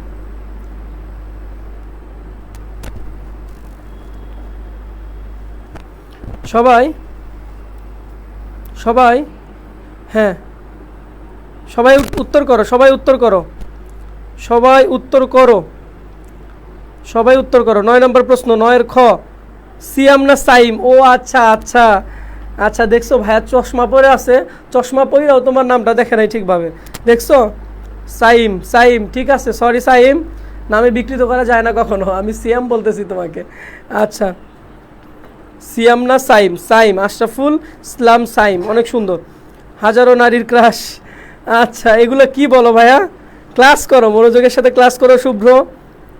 সামনে পরীক্ষা, এখন দুষ্টমি করা যাবে না কোনোভাবেই না, ঠিক আছে? কোনোভাবেই দুষ্টমি করা যাবে না, কোনোভাবেই যাবে না। হ্যাঁ, শাহ মোহাম্মদ ফাহাদ আমাদের সাথে জয়েন করছে। শাহ মোহাম্মদ ফাহাদ, আসসালামু আলাইকুম ভাইয়া। ওয়ালাইকুম আসসালাম। সবাই অ্যান্সার করে ফেলো, সবাই অ্যান্সার করে ফেলো, সবাই অ্যান্সার করে ফেলো। 9 নম্বরে আছি আমরা। আচ্ছা, এখানে কি হবে যে যত বড় মুখ নয় তত বড় কথা, সিরাজউদ্দৌলা নাটকের সংলাপটি হচ্ছে ক্লেটনের। আচ্ছা, আমরা সামনের দিকে যাই। দেখো যে সিরাজউদ্দৌলা নাটকে ওয়ালি খানের বাঙালি কাপুরুষ নয় সংলাপে প্রকাশ পেয়েছে কি বলতো? এই প্রশ্নটা অনেকবার আসছে, ঢাকা বিশ্ববিদ্যালয়ে অ্যাডমিশনও আসছে, তারপরে অনেকগুলো বিশ্ববিদ্যালয়ে অ্যাডমিশনও আসছে এবং তোমাদের বোর্ডেও আসছে। এই প্রশ্নটা দেখি কে পারো, এই প্রশ্নটা দেখি কে পারো। 10 নাম্বার এবং একদম জোড়াতেই রাখছি। দেখো যে সিরাজউদ্দৌলা নাটকে ওয়ালি খানের বাঙালি কাপুরুষ নয় সংলাপে প্রকাশ পেয়েছে কি বলো? সাজত্যবোধ, ইংরেজ বিদ্বেষ, দেশপ্রেম এবং বীরত্ব। 10-এর অ্যান্সার সবাই করো। আমি তো আচ্ছা স্বর্ণা, ঠিক আছে ভাইয়া, একটু ফাস্ট প্লিজ। হ্যাঁ হ্যাঁ, আমরা ফাস্ট যাচ্ছি তো, সবাই অ্যান্সার করো তাড়াতাড়ি। শুভ্র দুষ্টমি করতেছো? আচ্ছা, ক্লাসে থাকো, ক্লাসে থাকো। আচ্ছা, 10-এর গ অস্কুরণী বলছো, 10-এর গ হয়নি ভাইয়া, অস্কুরণী একটু চেষ্টা করো। ফারহান জাহিন, 10-এর ঘ হয়নি ভাইয়া। আশরাফুল ইসলাম সাইম, তোমার অ্যান্সারটাও হয় নাই, তোমরা একটু চেষ্টা করো, পারবা, তোমরা পারবা। রিনা খান, 10-এর গ হয়নি, হয়নি। দেশপ্রেম হবে না, দেশপ্রেম হবে না, অ্যান্সার করো সবাই। দেশপ্রেম হবে না, 10-এর ঘ, 10-এর গ আশরাফুল ইসলাম হয়নি, তোমরা অ্যান্সার করার চেষ্টা করো। 10-এর এ, হ্যাঁ স্বর্ণা, স্বর্ণা ফার্স্ট, স্বর্ণার অ্যান্সারটা হয়েছে সাজত্যবোধ। এই তো স্বর্ণা ফার্স্ট একদম, এই তো অ্যান্সারটা পারছো, স্বর্ণা পারছো। সবাই আবার অ্যান্সার করো। 10-এর কি হবে? সবাই অ্যান্সার করো, সঠিকটা অ্যান্সার করো, একবার পড়ো আবার অ্যান্সার করো, কারণ এই প্রশ্নটা তোমরা পরীক্ষা কমন পাবা, বুঝতে পারছো? আবার সুন্দর করে পড়ে আবার অ্যান্সার করো, ঠিক আছে? হ্যাঁ, আবার অ্যান্সার করো, আবার সুন্দর করে পড়ে আবার অ্যান্সার করো। সিরাজউদ্দৌলা নাটকে ওয়ালি খানের বাঙালি কাপুরুষ নয় সংলাপে প্রকাশ পেয়েছে কি? ক নাম্বার অ্যান্সারটা হবে, ঠিক আছে? সবাই একবার সুন্দর করে পড়ে একবার অ্যান্সার করো, সঠিকটা অ্যান্সার করো, তাহলে মনে থাকবে। কারণ এখানে যে এমসিকিউগুলো দেখতে পারতেছো এগুলো বিভিন্ন সালে বারবার আসছে ঘুরে ঘুরে, এবং বোর্ডে আসছে, পাশাপাশি কোথায় আসছে বলো তো? অ্যাডমিশন পরীক্ষাগুলোতে আসছে, এবং এগুলো তোমার জন্য অবশ্যই কমন উপযোগী, এজন্য তোমাকে মনে রাখতে হবে। দেখো, আমি চিরকালই ইংরেজদের বন্ধু উক্তিটি কার বলো তো? এই উক্তিটি কার? সবাই অ্যান্সার করো। এটার হচ্ছে আমরা 11তে আসছি, একটু তাড়াতাড়ি করবো আমরা। ওয়াশ করে নি, বুঝতে পারিনি, কোনো সমস্যা নেই। দেখছে গ আর ঘয় নাই, পরে ক অ্যান্সার দিছে। আচ্ছা ঠিক আছে, সমস্যা নেই, সামনে আমরা সামনে যাব। সবাই অ্যান্সার করো, সবাই অ্যান্সার করো, সবাই অ্যান্সার করো, সবাই অ্যান্সার করো। এটার অ্যান্সার চাচ্ছি আমি একটু।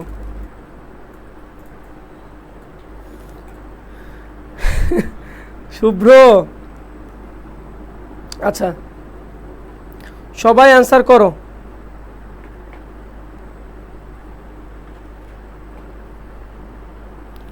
সবাই অ্যান্সার করো।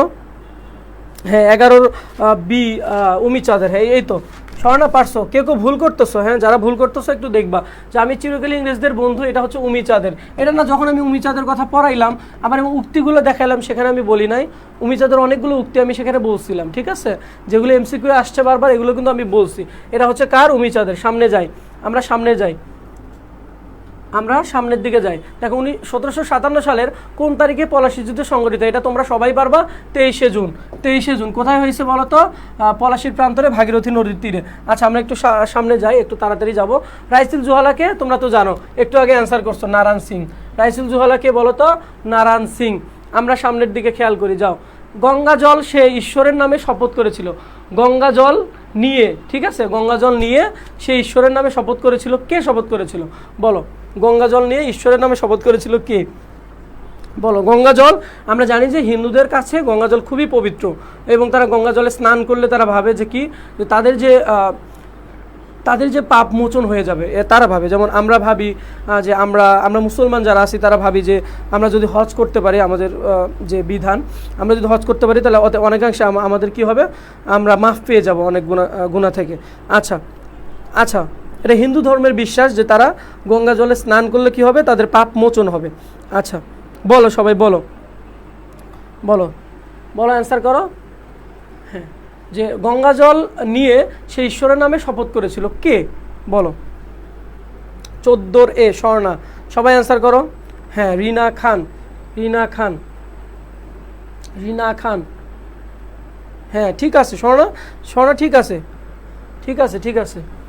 আচ্ছা হ্যাঁ, তোমরা সবাই দেখো রাজবল্লভ। আমরা সামনের দিকে যাই, খেয়াল করো, চারদিকে শুধু অবিশ্বাস আর ষড়যন্ত্র। রায়দুল্লভের উক্তিটিতে কার কার তার কী ধরনের মনোভাব ফুটে উঠেছে বলো তো? এটা এটা এটা তোমরা পারবা, আশা করি পারবা।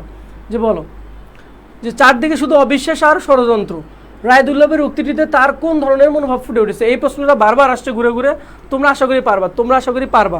বলো সবাই, বলো যে চারদিকে শুধু অবিশ্বাস আর ষড়যন্ত্র, রায়দুল্লভের উক্তিটিতে তার কোন ধরনের মনোভাব প্রকাশ পেয়েছে? আশা করি তোমরা পারবা।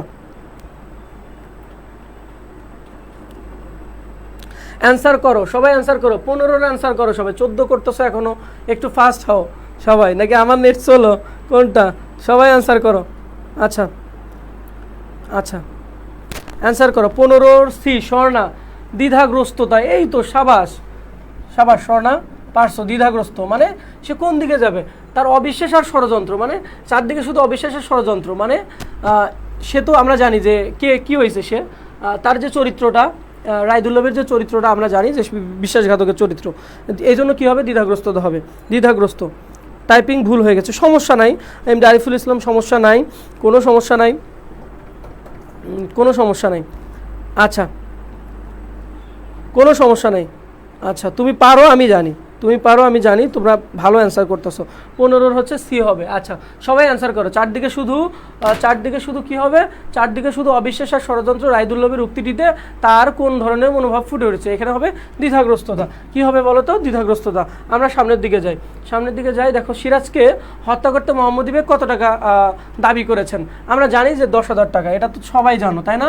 এটা সবাই জানো যে সিরাজকে হত্যা করতে মোহাম্মদ বেগ কত টাকা দাবি করেছে? 10,000 টাকা। 10,000 টাকার বিনিময়ে সে বিশ্বাসঘাতকতা করেছে, যে তার বাড়িতেই লালিত পালিত হয়ে তাকেই হত্যা করেছে, যে আমরা বলতে পারি যে তার বাবা তাকে মানুষ করেছিল, অনাথ শিশু ছিল মোহাম্মদ বেগ। আচ্ছা, পলাশির যুদ্ধে ইংরেজদের কামান ছিল, বলো তো ইংরেজদের কয়টা কামান ছিল পলাশির যুদ্ধে? বলো, যে বলতে পারবা এটা সে ভালো পড়ছো, বলো কয়টা কামান ছিল পলাশির যুদ্ধে? স্যার আমি তো অ্যান্সার দিছি, আমারটা বলেন না কেন? আচ্ছা আচ্ছা, এমডি আরিফুল, হ্যাঁ বলছি, তোমারটা বলছি। স্যার আচ্ছা আচ্ছা, মীর জাফরের মতো। শুভ্র, তুমি তোমার বাচ্চা কাচ্চার নাম রাখবা মীর জাফর, ঠিক আছে? কেউ কি রাখে এখনো? মীর জাফর রাখে? কেউ রাখবে না। এই নামটা হচ্ছে বিশ্বাসঘাতক, বাংলার ইতিহাসে নামটা বিশ্বাসঘাতক এবং খারাপ হিসেবে পরিচিত হয়ে গেছে, এবং সে কেউ রাখে না। কেউ তার ছেলের নাম বা ছেলে মেয়ের নাম আসলে মীর জাফর রাখবে না, কখনোই না, কখনোই না। এটা আসলে ঘাতক চরিত্রে, ঠিক আছে, খারাপ চরিত্রে পরিণত হয়ে গেছে। সুতরাং কেউ যখন বাচ্চা কাচ্চার নামও রাখবে, আকিকা কইরা নাম রাখবে, তখনই সে কী করবে না? মীর জাফর নামটা কখনোই রাখবে না, মীর জাফর নামটা কখনোই রাখবে না। 17 নাম্বারটা, স্বর্ণা তুমি 18 লিখছো কেন? আমরা তো 18 চাই নাই, আমরা 18 চাইছি। আচ্ছা ঠিক আছে, হ্যাঁ ঠিক আছে, 17 কি বলো তো? বলো। হ্যাঁ হ্যাঁ ঠিক আছে, সমস্যা নেই। পলাশির যুদ্ধে ইংরেজদের কামান ছিল কয়টা বলো তো? কামান ছিল, হয়নি স্বর্ণা, হয়নি, অ্যান্সার হয়নি। 8টা ছিল কামান, 8টা ছিল কামান, হ্যাঁ। আর নবাবের কামান ছিল কয়টা বলো তো? নবাবের কামান ছিল অনেকগুলো, 50টার মতো কামান ছিল, ঠিক আছে। এবং সৈন্যও বেশি ছিল, 50টা না, তার বেশি ছিল মনে হয়। এটা কত ছিল? সৈন্য ছিল বেশি, হ্যাঁ, ওদের সৈন্য ছিল 3000, এদের সৈন্য ছিল বেশি। তাহলে কামান কয়টা হবে? পলাশির যুদ্ধে ইংরেজদের কামান ছিল, এটা আমরা বলি যে পলাশির যুদ্ধে সৈন্য সংখ্যাও যদি বলি, আমরা যদি সৈন্য সংখ্যাও বলি, সৈন্য সংখ্যাও নবাবের বেশি ছিল, আবার কামান সংখ্যাও নবাবের বেশি ছিল। তারপরও কি নবাব হচ্ছে ইংরেজদের সাথে পরাজিত হয়েছে। কেন পরাজিত হয়েছে? এর কারণ হচ্ছে তার যে গুরুত্বপূর্ণ সেনাপতিগুলো, গুরুত্বপূর্ণ ব্যক্তিগুলো, তাদের নিষ্ক্রিয়তা। পলাশির প্রান্তরে মীর জাফর নিষ্ক্রিয় করে দিয়েছিল পুরো বাহিনীকে, এবং সেও নিষ্ক্রিয় ভূমিকা পালন করছে, ঠিক আছে। আচ্ছা, এই জন্য নবাবে পরাজয় হয়েছে আর কি। পলাশির যুদ্ধে ইংরেজদের কামান ছিল কয়টা? 8টা, ঠিক আছে। সামনে যাই। ইতিহাসের একজন সামন্ত নবাব হয়েও সিরাজউদ্দৌলা নাটকে সিরাজ চরিত্র হয়ে উঠেছে কি বলো তো ভাইয়ারা? সবাই বলো। যে আমি প্রথমেই যখন আমি মূলভাব বললাম, তোমাদের আলোচনা করলাম, তখন আমি বলছিলাম যে সামন্ত নবাব মানে কি? ওই যে যারা হচ্ছে কি করে বলো তো? জমিদারি প্রথা কিনে নেয় ইয়ার মাধ্যমে। আচ্ছা, তো এখন দেখো যে ইতিহাসের একজন সামন্ত নবাব হয়েও সিরাজউদ্দৌলা নাটকে সিরাজ চরিত্র হয়ে উঠেছে কি বলতো? এটা সবাই পারবা, 18 নম্বরটা সবাই পারবা, আমি জানি যে 18 নম্বরটা সবাই পারবা। আচ্ছা, আমরা জানি যে সবাই পারবা, গুনে গুনে 10টা ভুল করব। না না, ভুল করা যাবে না স্যার, আমিও অ্যান্সার দিছি, আমারটা বলেন। আমিও অ্যান্সার দিছি, হ্যাঁ ঠিক আছে ঠিক আছে, বলবো, তোমরা বলো। 18 হচ্ছে দেশপ্রেমিক নেতা, হ্যাঁ 18 ঘ ওয়াজ করে নি, তোমারটা হয় নাই। ইশতিয়াক আজাদ, আজান হচ্ছে। আমি এখানে স্টুডিও তো, আচ্ছা 18 ঘ হয়নি ভাই, 18 ঘ হয়নি। জনদরদি না, এটা হবে দেশপ্রেমিক নেতা। আমরা সামনে আগাবো, আমাদের আর অল্প কিছু এমসিকিউ আছে। ইতিহাসের একজন সামন্ত নবাব হয়েও সিরাজউদ্দৌলা নাটকের সিরাজ চরিত্র কি হয়েছে বলতো? দেশপ্রেমিক নেতা হয়েছে। কি হয়েছে? দেশপ্রেমিক নেতা হয়েছে। আচ্ছা, আমরা সামনের দিকে আগাই। দেখো, পরোক্ষে তার নামে দেশ শাসন করবে রাজবল্লভ, সিরাজকে হটানোর এ চক্রান্ত সূত্রের মিল রয়েছে যে বাগধারার সাথে। বলো তো কি হবে এই বাগধারা? বলো, যে পরোক্ষে তার নামে দেশ শাসন করবে রাজবল্লভ, সিরাজকে হটানোর এ চক্রান্ত সূত্রের মিল রয়েছে যে বাগধারার সাথে। বলো এই অ্যান্সারটা করো, অ্যান্সারটা করে ফেলো। যে অতি দর্পে হতলঙ্কা, তারপর হচ্ছে কালনেমির লঙ্কা ভাগ, তারপর হচ্ছে গাংপার হলে কুমিরকে কলা, বানরের রুটি ভাগ। বলো, সবাই বলো।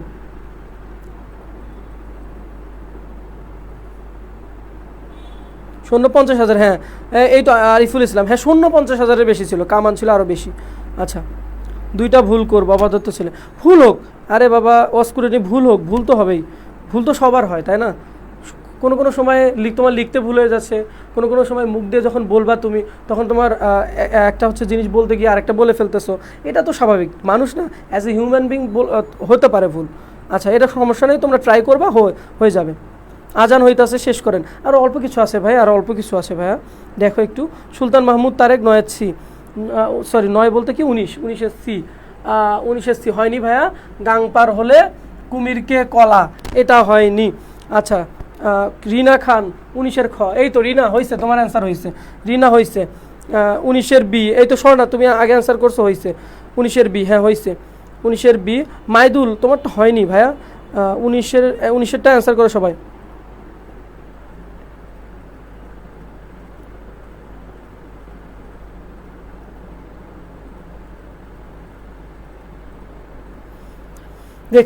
দেখছি, হ্যাঁ তোমার অ্যান্সার দেখছি, ঠিক আছে। দেখো যে কি, যে পরোক্ষে তার নামে দেশ শাসন করবে রাজবল্লভ, সিরাজকে হটানোর এ চক্রান্ত সূত্রের মিল রয়েছে যে বাগধারার, এটা হচ্ছে কালনেমির লঙ্কা ভাগ।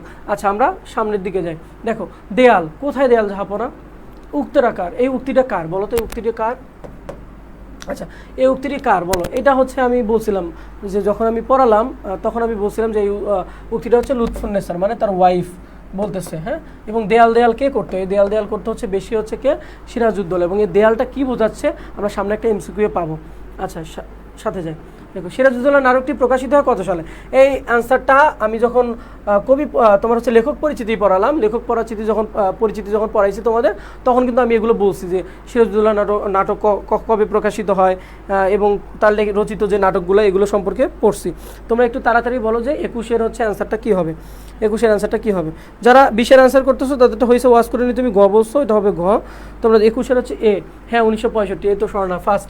সবাই অ্যান্সার করো ফার্স্ট। আর অল্প কিছু আছে, আমরা এমসিকিউগুলো সলভ করতেছি এবং এই এমসিকিউগুলো তোমাদের জন্য খুবই গুরুত্বপূর্ণ ভাইয়া, তোমাদের জন্য খুবই গুরুত্বপূর্ণ। এই এমসিকিউগুলো তোমরা কমন পাবা, ভার্সিটিতেও পাবা এবং পরীক্ষাতেও পাবা। 21-এর গ হয়নি, রিনা খান হয়নি, 21-এর গ হয়নি, 21-এর হবে হচ্ছে এ।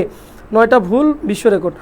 ওয়াজ কোরআনি, ভুল হলেই তো শিখবা তাই না? আরিফুল ইসলাম 21-এর 20 তো হয়েছে, 21-এ অ্যান্সার করো। শাহরিয়ার আল হাজ, হ্যাঁ 21-এর হচ্ছে ক, ঠিক আছে শাহরিয়ার, তোমার অ্যান্সার ঠিক আছে। ভাই আজান দিতেছে, হ্যাঁ আর অল্প কিছু আছে ভাইয়া, দেখো আর অল্প কিছু আছে। দেখো যে সিরাজউদ্দৌলা নাটকটি প্রকাশিত হয় কত সালে? 1965 সালে। আচ্ছা, তারপরে দেখি যে সততার চেয়ে অর্থকে মূল্যবান মনে করে নাটকের কোন চরিত্র? এটা তো আমরা জানি যে ওই টাকা কইরাই কি হয়েছে, টাকা কইরাই সে পাগল হয়ে গেছে, হ্যাঁ এটা হচ্ছে উমিচাঁদ, তোমরা জানো। টাকা করে কি হয়েছে? পাগল হয়েছে এবং সে টাকার লোভেই নবাবের বিরুদ্ধে ষড়যন্ত্র করেছে। কত টাকা বলো তো? 20 লক্ষ টাকা। আচ্ছা, আমরা সামনে যাই। দেখো, খেয়াল করো, 23 কি জগৎ শেঠের প্রকৃত নাম কি? এটা আমি বলছিলাম তোমাদের এবং তোমরা অনেকেই আনসার করছো। যখন আমি পড়াচ্ছিলাম জগৎ শেঠ সম্পর্কে চরিত্রগুলো, তখন আমি বলছিলাম যে জগৎ শেঠের প্রকৃত নাম কি? ফতেহ চাঁদ। জগৎ শেঠের প্রকৃত নাম কি বলতো? ফতেহ চাঁদ। আমরা সামনে যাই। সিরাজ তার চারপাশে দেয়াল বলেছেন কেন? এই যে কোনটিকে বলেছেন দেয়াল? দেখো একটু আগে আমি বললাম না যে দেয়াল দেয়াল, এবং এই দেয়াল দেয়াল বলাতে তার ওয়াইফ লুৎফা বা লুৎফুন্নেসা তাকে কি বলেছিল যে জাহাপানা কোথায় দেয়াল, আপনি এত দেয়াল দেয়াল কেন করছেন? তাহলে এই যে দেয়াল, এই দেয়ালটা তারা কি বোঝাচ্ছে আসলে বলো? এই 24 নম্বরের অ্যান্সারটা তোমরা করবা।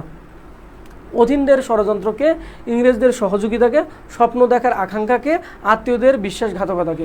বলো তোমরা, বলো কি হবে? 24-এর অ্যান্সারটা সবাই করে ফেলো।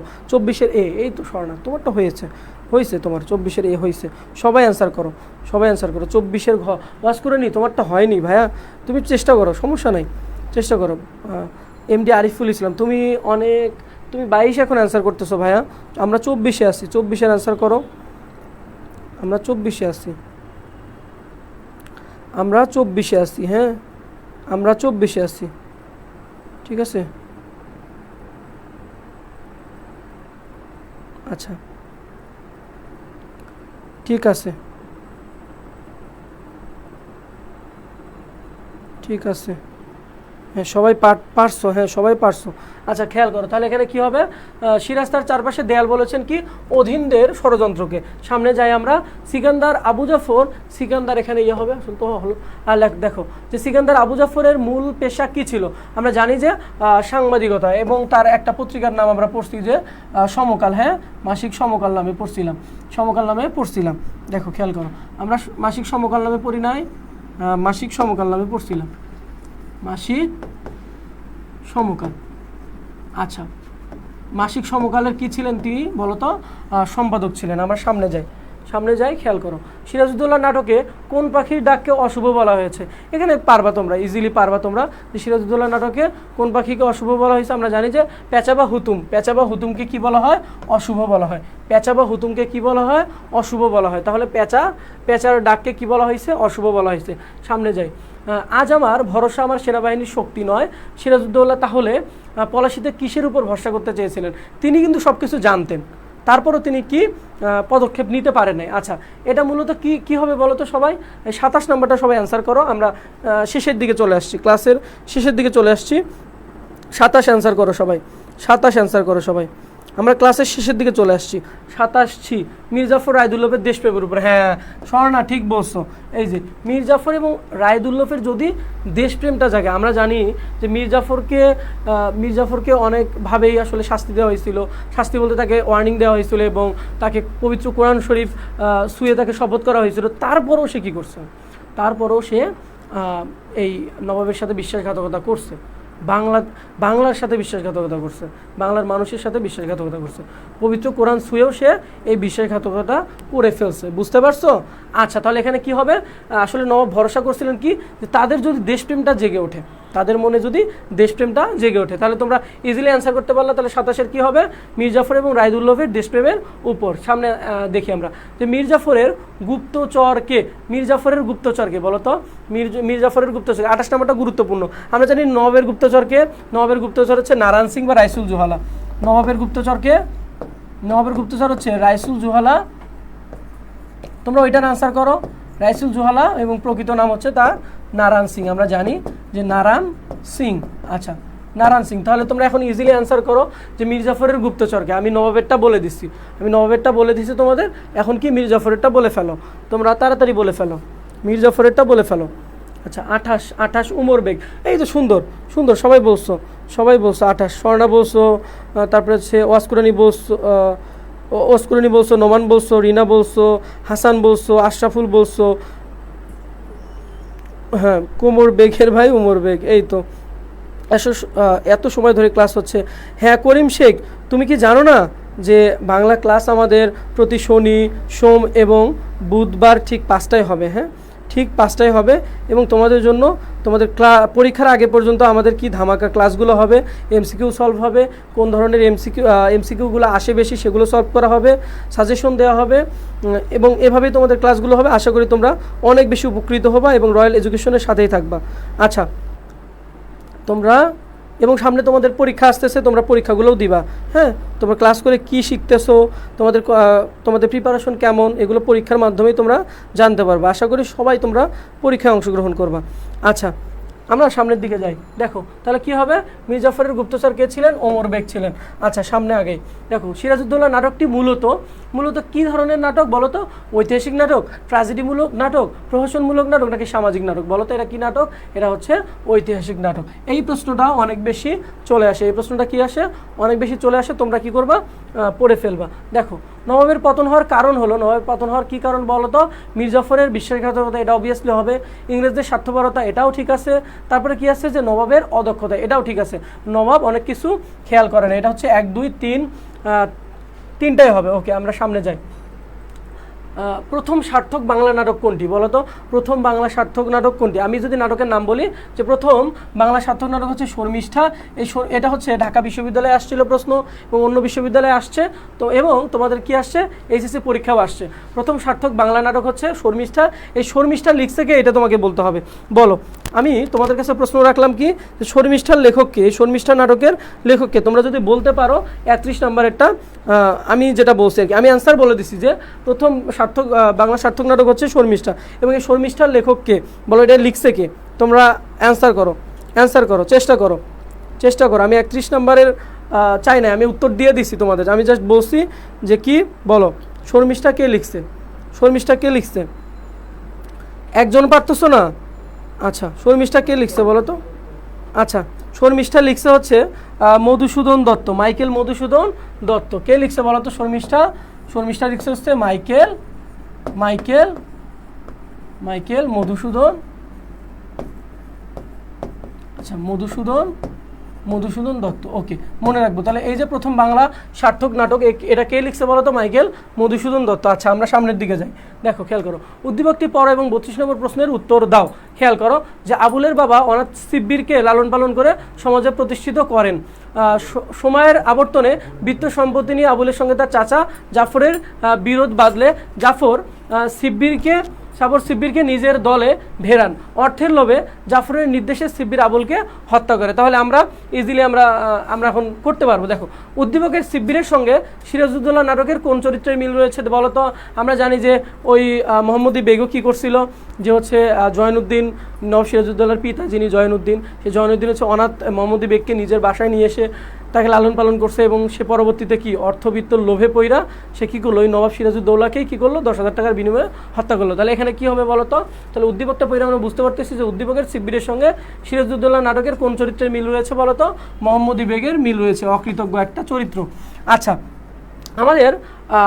আমাদের আর কোনো স্লাইড নেই। আশা করি আমরা যে প্রশ্নগুলো পড়লাম, যে গ খ নম্বরের জন্য সাজেশন তোমাদের দিয়েছি, তারপরে অনুধাবনমূলকের দিয়েছি, যে গুরুত্বপূর্ণ উক্তিগুলো আমরা পড়লাম, এবং প্রথমে যে চরিত্রগুলো আমি আলোচনা করেছি, আশা করি আজকের ক্লাসে তোমরা সবগুলো শিখতে পারছো, এবং কিভাবে নাটকে প্রশ্ন আসে, কোনগুলো তোমাকে পড়তে হবে, কোনগুলো পড়লে তোমরা কমন পাবে, এবং এমসিকিউগুলো তো আমরা সলভ করলাম।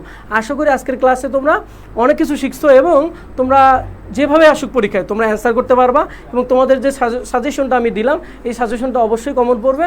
তোমরা কি করবা, তোমরা হচ্ছে বাসায় এখন বেশি বেশি করে পড়বা, এবং আমাদের যে নিয়মিত ক্লাসগুলো হচ্ছে এগুলোতে তোমরা থাকবা। সবাইকে অসংখ্য ধন্যবাদ আমাদের সাথে থাকার জন্য। আসসালামু আলাইকুম সবাইকে।